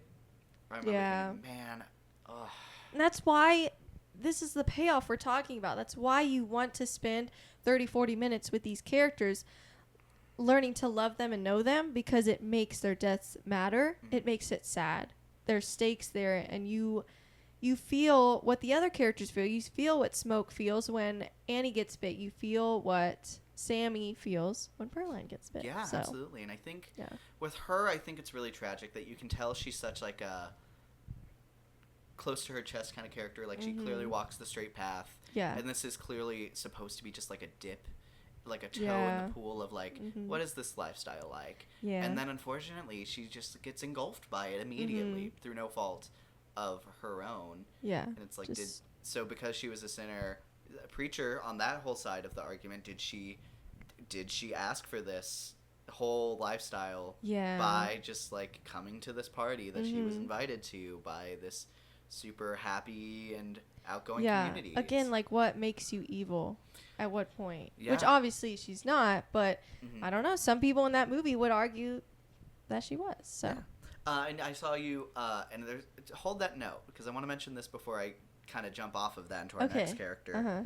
But I saw you talked about her playing Tiana as a so gorgeous, good. Any and sort of elegant princess woman or who can sing. royalty. Some great stuff there. I also saw some people fan casting her as Storm. Yeah, which, speaking of Storm, we got another fan cast today. I forgot her name, but there's an actress that was in The Acolyte as like the main witch lady. She was great in that show too. Interesting. That would be an She- interesting older Rose. Or Yes. not older Storm. Storm. So it depends on what age. She they're was looking at. at- I feel like Jamie Lawson would fit Yeah. great next to like Like a younger Patrick Harrison Richardson, the one who's possibly playing Cyclops, the one from the Beatles. Oh yeah, Harris Dickinson. Harris Dickinson. Yeah. That's what it is. I agree with I can see that. them It standing depends side on by what they side. want to do, because the whole thing, if you haven't heard, if you haven't seen on social media, is that this other actress, again, forgot her name, but she's great, showed up to the Thunderbolts premiere, which seems very random, Sir. and then somebody else did too. I forgot. She was in The Interview, the other vampire. No, not The Interview. The Invitation, the other vampire movie. I think she's been in other stuff. Oh, she was in like one of the Fast and Furious movies. Oh, what is her name? Oh, I know what you're talking about from Game of Thrones, also. Yes. Yes. Yes. Nathalie Emmanuel? I don't know if I said that right, but she's great. She is great. She's great. Anyways, she was also there. So people are like, who are they going to play? Interesting. But okay, I but don't jumping back really quick into the She would conversation be a of good did Storm, she ask for this? Did she become evil by dipping her toe and seeing what this lifestyle was? I want to jump into Delroy Lindo's character with Okay. Delta Slim. We'll come back to Annie. Yes, we will. Absolutely. But I think whenever I heard people talking about the like takeaway performances from here, I heard this actor's name. I didn't realize who he was while I was watching it. And then afterwards I was like, "Oh, he was good." But he's not the one that I'm like constantly thinking about. And then I heard some people talking about it and I'm like, he adds actually a really interesting layer of depth to the whole concept of when do you become evil, because Yeah. he has he like enters in and he obviously brings some comedy with him. He's very blunt. He's very like, Yeah. you're a fool, I know what I'm talking about, Yeah. let's go get drunk. Yeah. And he's tempted to go to this party because they tempt him with a alcohol. lot of alcohol. Mm-hmm. And so, but on that drive there's an amazing scene where he talks about how he knew someone who was trying to get out, a black man who got money, paid for his Yeah. ticket to leave, and then the KKK lynched him. And then you hear the sound come in of the lynching. You don't flash to it. You just hear it and see how it clearly has left an impression on him. Right. And clearly that's supposed to tie into why he drinks, because he's stuck in this oppressive style, and even if you get out the right way, what's the point? They don't Right. let you. And I think that ties into that theme of when are you evil if you're not allowed to be go good. through the right ways Yeah. to get out and be good. Mm-hmm. I think it's so, like, and with Remick, where, like, so what's the point of watching the righteous path if there's no escape? Like, this is Yeah. a way out. It's quote unquote evil, but is it any worse than what I'm than, like, the way the righteous path is taking me? It's all so fascinating. The idea of, did these people deserve what was coming? Yeah. Ultimately, no. Obviously not. Yeah. But, it's the idea of of that spectrum and like what one side views the other. It's fascinating. It's a really fascinating conversation. It is, yeah. With that in mind, I really understand how much his character adds. Yeah. A lot of people are saying he should get a supporting nom. I think heard that. we had some. I think we've had some others. I would I would personally not. put. I don't want to say that this is weak. I will say it's a smaller role than I would expect for someone Like, who I gets would nominated put for supporting. Sammy personally. But I don't he know. would be lead. Ah, that's true. I don't know, but Him and would Michael B. B. Jordan if they got be nominated, lead? would be lead. I don't know. Sometimes they do tend sometimes to they mess do around it with it. because they want it to. They want certain people to have better chances, so they might put him. That's why I'm thinking supporting, because he definitely, like, if they were to put it, they're gonna campaign Michael B. Jordan as For the lead, sure. but so then that leaves Sammy not having a chance unless they push him for supporting, Sure. even though he is a lead. But they do that all the time. Where, like, you're a lead, but Looking at you, Amelia Perez. yeah. But anyways, the last character that we had written down was Wunmi Musaku's Annie. Yes. So great. Love to see her straight out of not even Loki, Deadpool and Wolverine, $1 billion picture Yeah. she was from. Good for her. We love that for her. She's great. And I've loved her work as Hunter B-15. I love that scene where she goes to Sylvie and is like, "Show me my life," and it was and then she has that scene of seeing what was taken from her, and she has that heartbreaking line of, "I looked happy," and it was like, oh my god. And then she is able to, like, She carry signed. so much emotion in her role. Yeah. So she much. shines And so still being much. such a fun presence to be around. Like, such an awesome performance to see from her. Hopefully Marvel continues to find ways to use her character. Yeah. Because how could you have her on your cast and not use her well? Yeah. What a burst of energy she is. I agree. So, super loved. Her whole bounce off point between her and her husband was Smoke? Yes. Smoke, yeah. You can feel the loss that they had. You can still feel their connection. There's their steamy scene Oh yeah. still worked really well. Yeah. Ugh.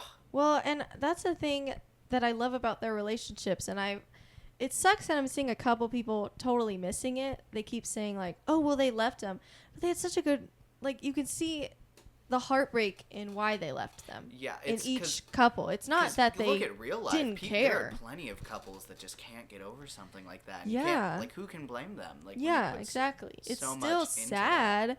It's still frustrating, and the person who was left is still allowed to be angry and upset. But you can see why it happened. It's not just like I left one day for no reason, I'm a jerk kind of thing. I don't think either one of them are jerks for the reason they left. I think Well. you can see what happens. Like, one person really cares about another person and wants them to have a better life, and the other person, they had a thing happen in their relationship that they just really couldn't get over and needed time apart, and then they both couples come back together in a really interesting way. Yeah, and then I also really loved how Annie was kind of like almost like a spiritual leader to those around her the entire movie. I Yeah. loved her relationship with Mary. I also love how they pointed out where even though Smoke doesn't really totally believe in what she does, it's like it's another play on religion in a way, because it's like, well, this is how I find comfort in things. This is what I needed Yeah. to cling to basically survive mentally. Yeah. And you know So, what? He might not have believed it at first, but he still He kept never- that necklace on. Yeah. So it's He- there's a lot of respect that they have for each other, which Yeah, is he never, so important I don't think, to a made fun of relationship. it. Oh no. It was more just like, it's not really my thing, I but don't understand it. But right. But you You believe do, that, and I so. understand. Yeah. Such And I a- still found comfort in the necklace you gave me, which is really cool. Yeah. So beautiful. Love that she Very cool. had voodoo and kind of witchcraft and like these alternative spirituality. Love how she used that to really push the narrative forward when it got so like exciting and into it. And it's like obviously she's the one who would know these things. Mm-hmm. So she does her part, Mm-hmm. and then she has ultimately, dies by her knowledge, Yeah. which is, I want to talk when you're done with Annie. go I ahead. want to talk about two scenes. Go for it. Okay, are you done with Annie though? Yeah, I mean, we Okay. talked a lot about a lot of these characters. So at this point. true, so true. I want to talk about the two scenes I've seen on social media of people like if they're really, really trying to nitpick this movie. Mhm. Here are the like slight cons. There are like slight things that were there but didn't bother them enough to like rate the movie lower or Sure. be disappointed or anything. But they're there. One of the scenes is when they all go in a circle and eat garlic because nobody ends up being a vampire and that doesn't help them later, so it doesn't really go anywhere. I didn't really mind. Like, I can understand that it doesn't go anywhere. Maybe it didn't add anything to the story. I don't know.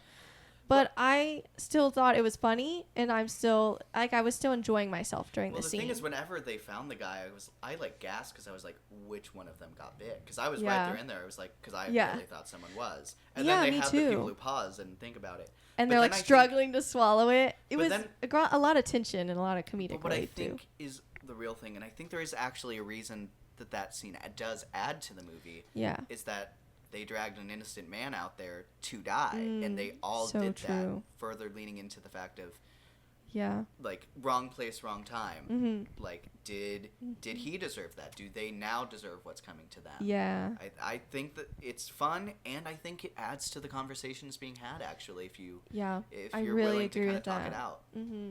Oh yeah, I should also clarify that this is not like my take. This is just what I've seen. Mhm. Like I totally agree with what you said. And I then- loved that scene. And then let me guess It on was the fun. because we talked about it a little bit earlier. Yeah. The scene where Grace Invites them in.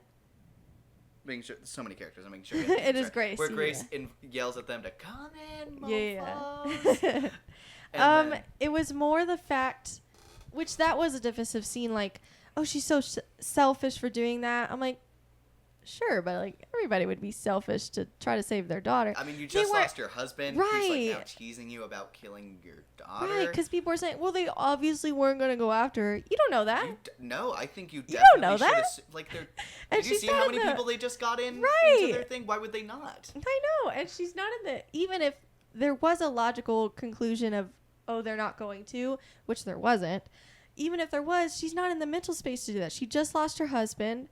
She's freaking out, and she's a mother, and you just threaten her daughter. Of course, she's gonna start freaking out and thinking Mhm. maybe a little irrationally and selfishly. But it's like that makes sense. It's not like a, oh, I'm mad at her for doing that. I mean, it is like a, oh man, now you dragged everybody into this instead of just you. But you can understand why she got there, and it's not like a you suck for doing that kind of thing. It's more like you were being selfish, but for your daughter. That's a really good reason.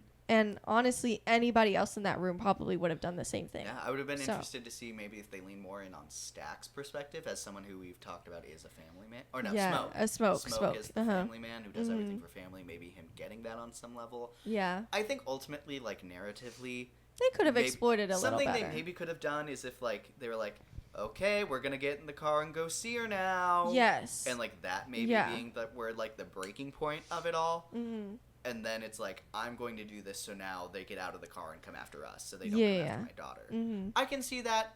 I still think the scene works, personally. Yeah, I do too. I agree. The other scene that people are complaining doesn't work logically or whatever is that they're so outnumbered by the vampires, which I will say is so fair. That's what I was thinking of that scene. I was like, there's no way. Mm-hmm. So it was a little like, okay, these vampires are supposed to be like powerful, strong, they can fly. They're supposed to be You only fast. see one fly and be. That is It's true. like the thing that, That you is grow true. into your power. Well, and it might be like a Vampire Diaries situation where the newbies are weaker. Sure. It might not be Twilight. Like That's what they did Twilight's in Abigail. total opposite. Yeah. Twilight's totally opposite where the newbies are like erratic but they're really strong and powerful. But we don't know that. And so I think it makes sense if you might interpret it in like a how are they like they're totally outnumbered kind of way, which they were even if they're not stronger. But you can also interpret it as, well, maybe it's just Remick, and so I don't know. Plus, they had an agenda. It's not like they wanted to go in and kill them. It's more they wanted to turn them and Sure, that's a good point. get them to in their add. family. So maybe it was also that difference in motivation that allowed for hesitation. Like, Remick could have turned Sammy so many times. Sure. Um, Man wanted a monologue. Yeah, but he wanted a monologue, man. God, you gotta stop monologuing, villains. You gotta stop. Well, it worked for somebody recently, but anyways. We'll talk about that But later. anyways. Anyways.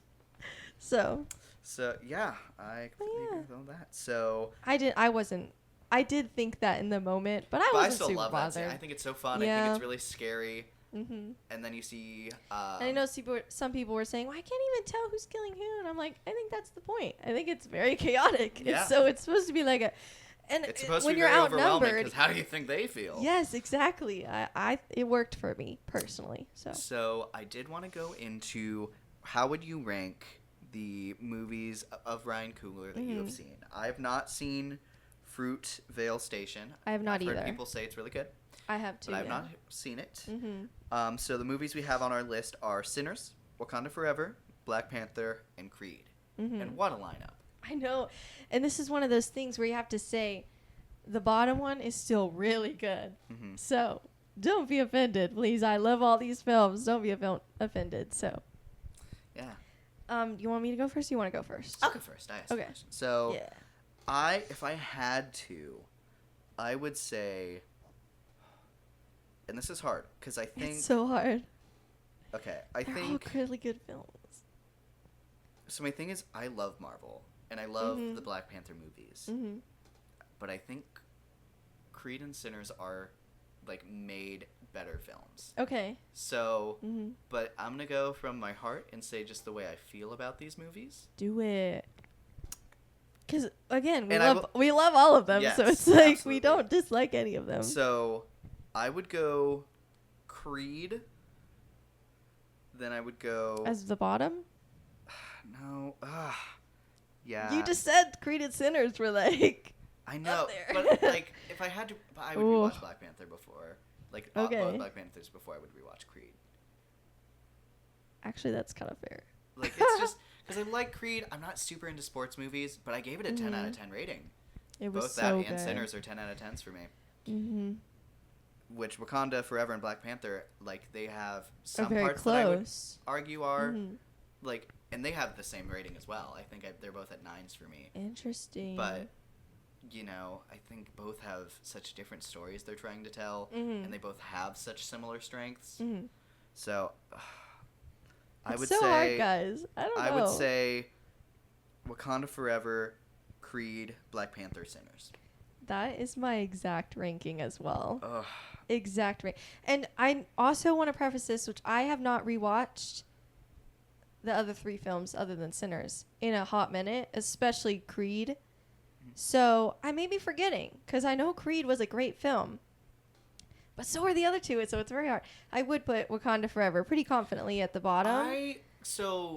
My fiance hadn't watched the Black Panther movies. Okay. So whenever we moved Dang, into that's our kind of place, surprising. well, whenever we moved into our place, we had a point where we were just kind of catching him up on all of the MCU stuff he didn't watch. Mm-hmm. And so I've seen Black Panther a lot. So Yeah. that was, and it was better than I even remembered it. It was originally So at an good. 8.5 and I knocked it up to a 9. So good. And then I was wondering where I would feel about Wakanda Forever. Mhm. Because I absolutely loved that in theaters. It was such an Yeah. emotional journey for me. Mm-hmm. I think they did so much right with that film. Yeah. Especially with the legacy of Chadwick Boseman. Yeah. And then, you know, it was divisive for some people. It Mhm. still made a lot of money, so not Oh, that yeah. divisive people No. on the internet. But there were definitely people who felt some way about it, Mhm. whether or not they wanted it to be recast or not. I Yeah. think there were still some like talks about It some of was the, just impossible to please everybody, and I think they did the best with what they could. But I was personally. wondering because I only watched it once in theaters and I Mhm. loved it, Me too. I think. and so I was wondering how I would feel watching it the second time. Yeah. Still loved it. Still Okay. absolutely adore that movie. There's some nitpicks you can definitely pull out. I think Yeah. the armor subplot doesn't add Yeah. really anything to it, but Mhm. overall, I still absolutely really- adore that movie and Mhm. everything that it's accomplishing and all of the things it introduces, and Namor, and Shuri's the new Black Panther but not the new Queen, Angela Bassett, who was given who was wrong in Spoilers if the, you in the haven't ceremony. They seen- gave her yeah. one afterwards to be like, sorry about that. So yeah. Oscars, I still haven't forgiven you. There were 2 really good choices that year, and you didn't pick either one of them. Yeah, I love Jamie Whatever. Lee Curtis, but But there's not a for reason that she was film. surprised. Yeah, she was like, She had that moment. Oh, who is it that reacted like? I forgot who did that. I think Saoirse Ronan reacted like that way this year, but that's not who I'm thinking of. I don't remember who I'm thinking of. Ugh, there's a lot of Anyways, those kind of reactions. there are. Yeah. So really interesting that we feel the exact same way. So Yeah. I wanted to talk about the awards for this film. Do you think this is the year Yes. that we see Ryan Coogler nominated for Director? director? I really, really hope we get him for director or screenplay, because he could go I for think- either. I would be so surprised if it didn't get screenplay. I think I it is just so strong. I think it is way more and likely I think to it's get a screenplay. conversation that's like very like for everyone. Like everyone Yeah. can talk about religion and their relationship with it, and it Yeah. explores something that everyone talks Yeah. has in their life. I think they brought in those conversations perfectly. So I would be surprised if he didn't get nominated for original screenplay. I agree. As the movie that grossed the most for an original movie for like years. Yeah. So The dir- optimism in me wants to say director as well, but I think I- it's a little too early I to mean, say if you that. look at last year, there were so many directors that didn't get. in. Yeah. It almost feels like director should be one of those categories. Like if you're expanding One of, like, the best 10. picture to 10, Mhm. and you're still only going to have potentially half of those directors get nominated. Yeah, it's a hard conversation, because then when you have 10, then you have the argument of, are all 10 directors the directors of the 10 best picture noms? And that's going to be divisive too, but it's already divisive, so it's like I don't know, and I don't I think don't know, 10 man. needs to be the, but maybe like. maybe like I think 8. even just 6 director nominations Yeah. says a lot, and I honestly think they should probably bring back Best Picture down, maybe to 8. Yeah, I think 10's a lot, 10 is a lot, but but yeah, I don't know. think Ryan Coogler. Right, although the top 10 films of, whatever year sounds pretty cool, even though It never does. it never ends up being that, but Mm. like it does sound pretty I cool don't know, in theory. but I would love to see it. I think we don't have any Nolan movie. The biggest Yeah. big name director I can think of having a movie this year is James Cameron with the next Avatar movie, but I don't think he's gonna I don't- necessarily win any director. I don't think he's not so gonna either. win. I'm sure he's probably gonna get a nomination. I wouldn't be surprised if he did. I also wouldn't be that surprised if he didn't. But I don't think there's any inherent name. Like there's no Nolan movie this year that I think Not is that going I'm to thinking of at the top of my maybe head. take the space. Maybe John Chu gets his chance with Yeah. Wicked Part 2. Yeah. Because I know That's a lot so of true. they've definitely heard a lot of people upset about that one. If he can pull off the part 2, I mean, that movie better get a lot of noms. If they can pull it off. Same with Dune Messiah. Like, if they can pull... Because both are based off of something that is kind of, split in half of whether people like it or not. So I think if they can pull them off, they deserve a lot of credit for For that. sure. So, yeah, I think... and that's what I'm saying is, right now, it's very easy to say, obviously, he's director. But we'll have to revisit this later on. But you know what I so. do think I would put a solid $30 on? Mm-hmm. Sinners will be nominated for Best Picture. I agree. With it, especially Best if they're keeping Picture, it at 10. Best Even if they cut it down to screenplay. 6, I would still put that money on it. I agree with that. Mm-hmm. Like it is just too popular. It is Yeah. too beloved by critics Mhm. and audience for them not Mhm. to acknowledge that. I think the top 3 has to be, for me, picture, screenplay, and sound.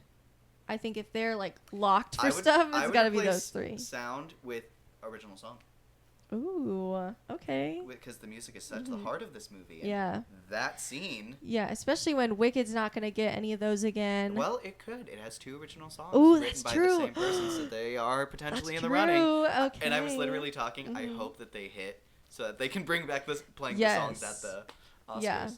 Yeah. And then And Zootopia imagine is him probably going to performing have that one. live Yeah. at the Oscars. Mhm. That would be beautiful if they can Yeah. get something awesome set up for that. Mm-hmm. So I think there's a lot of potential. Score Yeah. is also up there. The Mhm. score and the violin playing and all of that. And Mm-hmm. oh, Oh, no, that's more what I was talking about. Sorry. Score, Mm. not sound. yeah. I get them mixed up. I know the difference when I say it, but then sometimes I say the wrong one. Yeah. The score is what I'm talking about. Cinematography was The strong. sound is great too, but the cinematography was strong. The cinematographer worked with him on a lot of movies, including all the Yeah. Black Panthers. Worked on Loki Which- and The Last Showgirl. that one that was good. That one might also be a lock because this is the only film coming out this year that was In filmed IMAX. for original IMAX. And next Fair. year, the only one is that I've heard of is The Odyssey. Fair. So yeah, And then I also think the editing is very strong. I editing's would very definitely strong. be super hyped if the editing, like I But think of that first clap, scene. another clap, us, clap, whatever. Just Um, give it everything. And our editor worked on Abigail, which Mhm. I think is fun. Ooh, another also the vampire Black film. Panther movies, the Mhm. first Creed, and the second Quiet Place, apparently. Okay, Very random, but Sure. some great work there.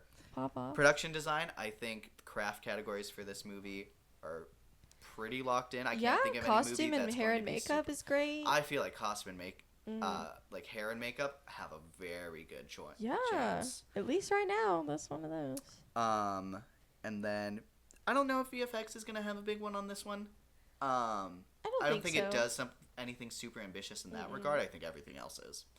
Now, let's talk about who you think would be in the 4 acting categories. Okay. We've talked about, we really don't know who they would push as like a main actress because they all are very, very strong, but they're also all, I would say, supporting. I feel like if they were to push anyone, it would be Annie I would agree. for main. Which And would I be- think that's very which valid. Would be, here's my thing. If they're gonna push Emily Blunt's character for Oppenheimer, you can push Yes. Annie, and you have a much better role here. Oh, much better.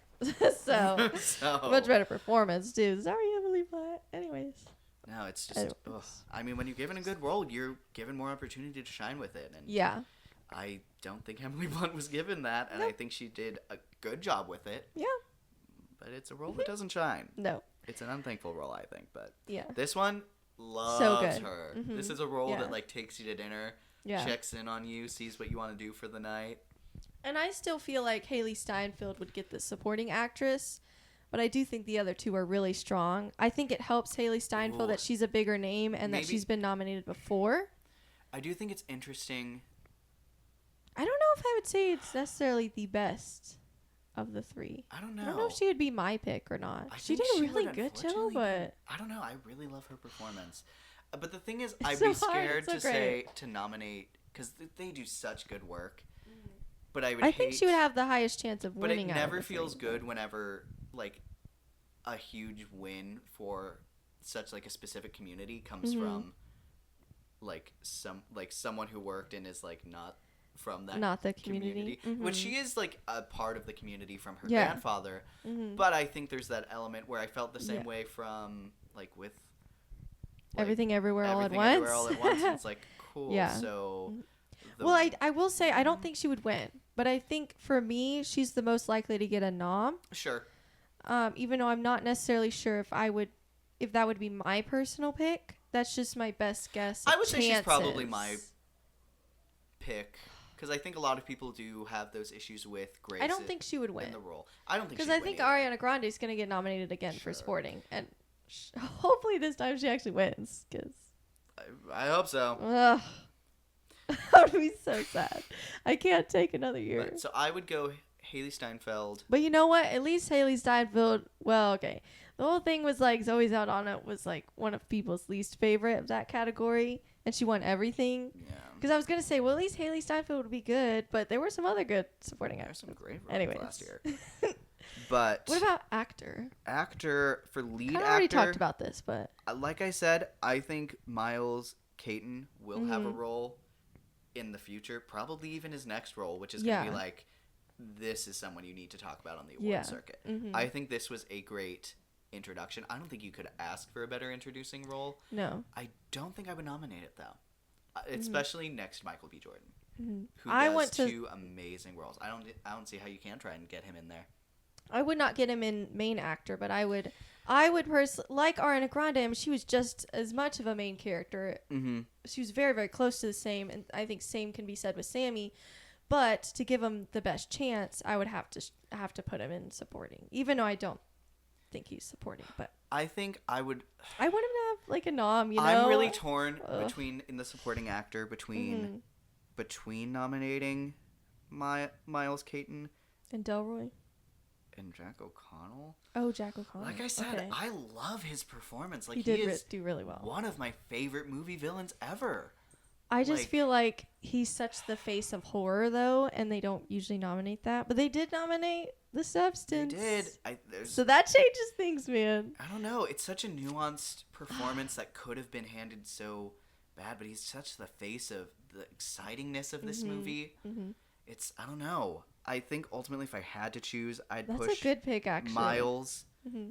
because, like, what a story. Because also Yeah. Oscars is about your story. Mm-hmm. But sure, Michael B. Jordan is playing two awesome roles, but he's had a lot under his belt. This is his first go. Yeah. This, I think, brings into the idea, I think one of the awards, I think it's BAFTAs or Golden Globes, has, like, best introducing performance. Yes. I think he's a That would be a nail-in for great anything like pick. that. But Oh, that would be a great pick. but for Oscars, I'd choose Miles, but I would so be just as happy, maybe even more so, if Jack O'Connell got Ugh. a nomination. Yeah. But then that's another one of those things of a guy not in the community being celebrated.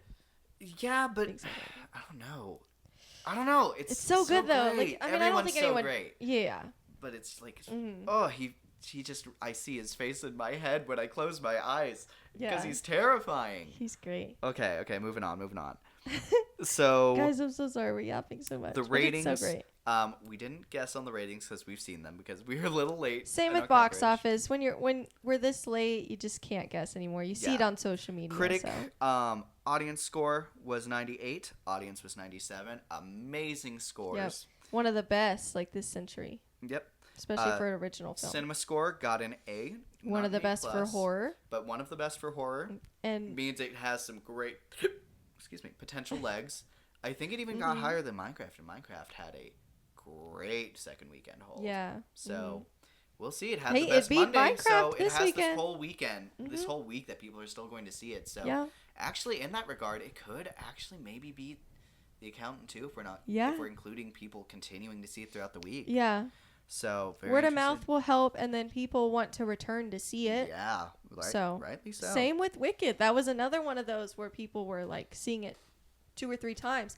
My parents, well, my mom and my aunt went to see it. So my mom saw it, I think, and then my mom and aunt saw it together. My aunt never goes to the theater, like maybe a few times a year, maybe.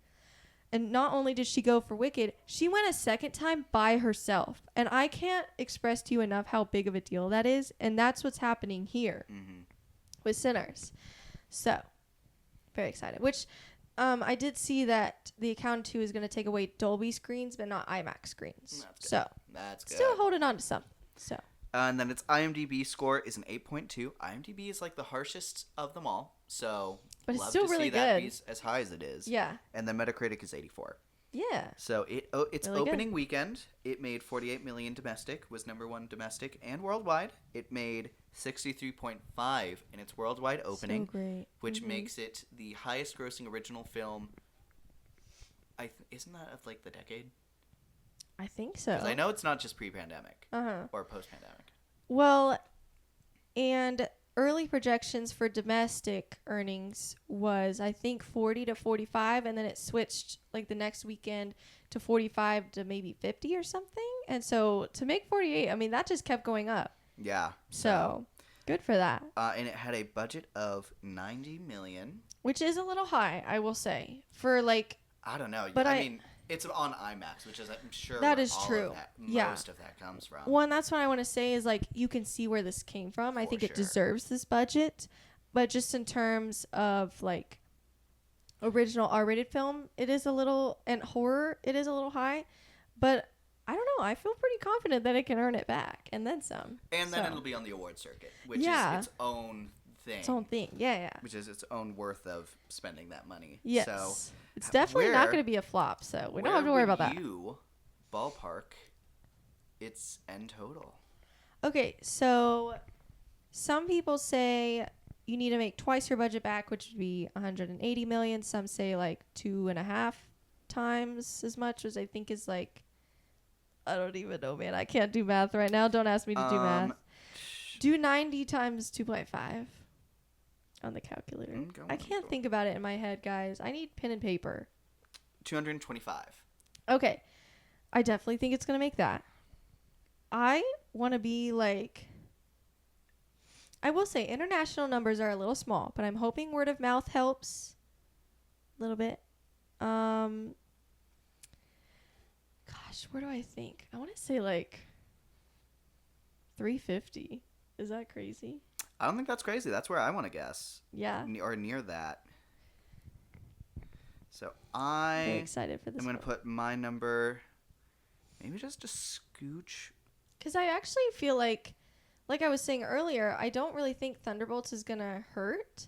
I feel like this is one of those where like people might see Thunderbolts and Sinners. I don't think it's going to see crowd Thunderbolts and them you're like, out. I mean, I guess they're about to show Sinners again when Right? I'm already here. Right? And so I don't know. And I don't know. Maybe some people would choose Sinners over Thunderbolts, even though that's having some pretty good feedback today as well. But I'm going to be just slightly less optimistic than you. I'm going Okay. to go for 325. okay, That's going to be my guess. still making some profit Because there. we are starting so to get into a more crowded territory. It has some that great is true. legs. Mhm. That is May going to is be very crowded. 100,000 over its break-even point. And that's 2.5 break-even point, if that's what you go for. Yeah. So would super There's love some debate on that, but super love to see it get this far. I agree. I honestly can see it making more. It just really depends on how these other movies Yeah. perform. Because also, it's crazy that Monday's doing great as well because that's during the week. Yeah. So because usually the weekend is the big boom, which is still gonna be bigger than during the week. But if the week keeps holding up like this, like that's great, especially for a 2.5 hour R-rated horror film. That's crazy. Yeah. Whatever this movie makes, it's gonna be great and good for this movie. Regardless of what happens from now on, it is stapled in history. Yes, and it's very for successful. all of the right reasons. Yeah. It's just so great. I just really So hope happy for this film. I really hope more creatives and even executives take note of and let people explore and be creative with these Yeah. ideas and just make great movies. Yeah. Make They're fun. artistic movies, make bold movies. Yeah. Make bold, fun movies. It's And Marvel, you better be begging him for Blade now. I don't know if For he's going to take real. it, but you better put that on the table. that would be everyone will be so happy if that happens. Yeah. Ryan Coogler doesn't need it. He does No. not need Blade. No. Blade needs him. Yes. Because now no matter what, Blade will be compared to this movie. Yeah. And my thing is, did you ever watch the original Blade movies? Maybe? I don't remember it very did well, in the past though. 2 years. I wasn't that impressed with them. Okay. If I'm being honest. Wesley Snipes is great. And especially in the first one, I think definitely the first is the strongest. It's very campy, and typically I'm all on board for camp and vampires. I don't know what it was about this trilogy, but I definitely think they can do better. Man, I'm telling you, if Marvel needs to spend whatever they need to spend to get Ryan Coogler on Blade, because... I mean, look at these numbers. People will show up Yes. for Ryan Coogler. Yes. And Mahershala Ali, people like. Blade, the idea of it, people like. People are going to be excited that it's finally being made. I will say, I see people saying that Blade is a super easy movie to do because it's just vampires. I'm hearing that too. I and disagree that because sucks. now, like I said, I think that last Blade movie is laughably bad, and that Yeah. one had Ryan Reynolds in it. Yeah. I And, mean, you like- could take the easy route, but it's not going to be that good. Like, the thing is, like, you don't want to make a movie, especially one of that should be of such high caliber and can be of such high caliber, and mess it up.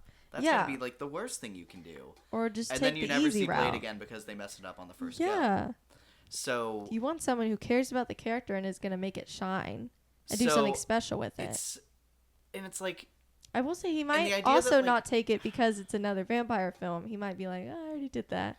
Maybe. Or he's like, oh, I already did Marvel. or maybe it's a good chance to see to pitch, hey, do you want to have your Sinners opportunity to other directors maybe? No, I know. And it's, Ugh.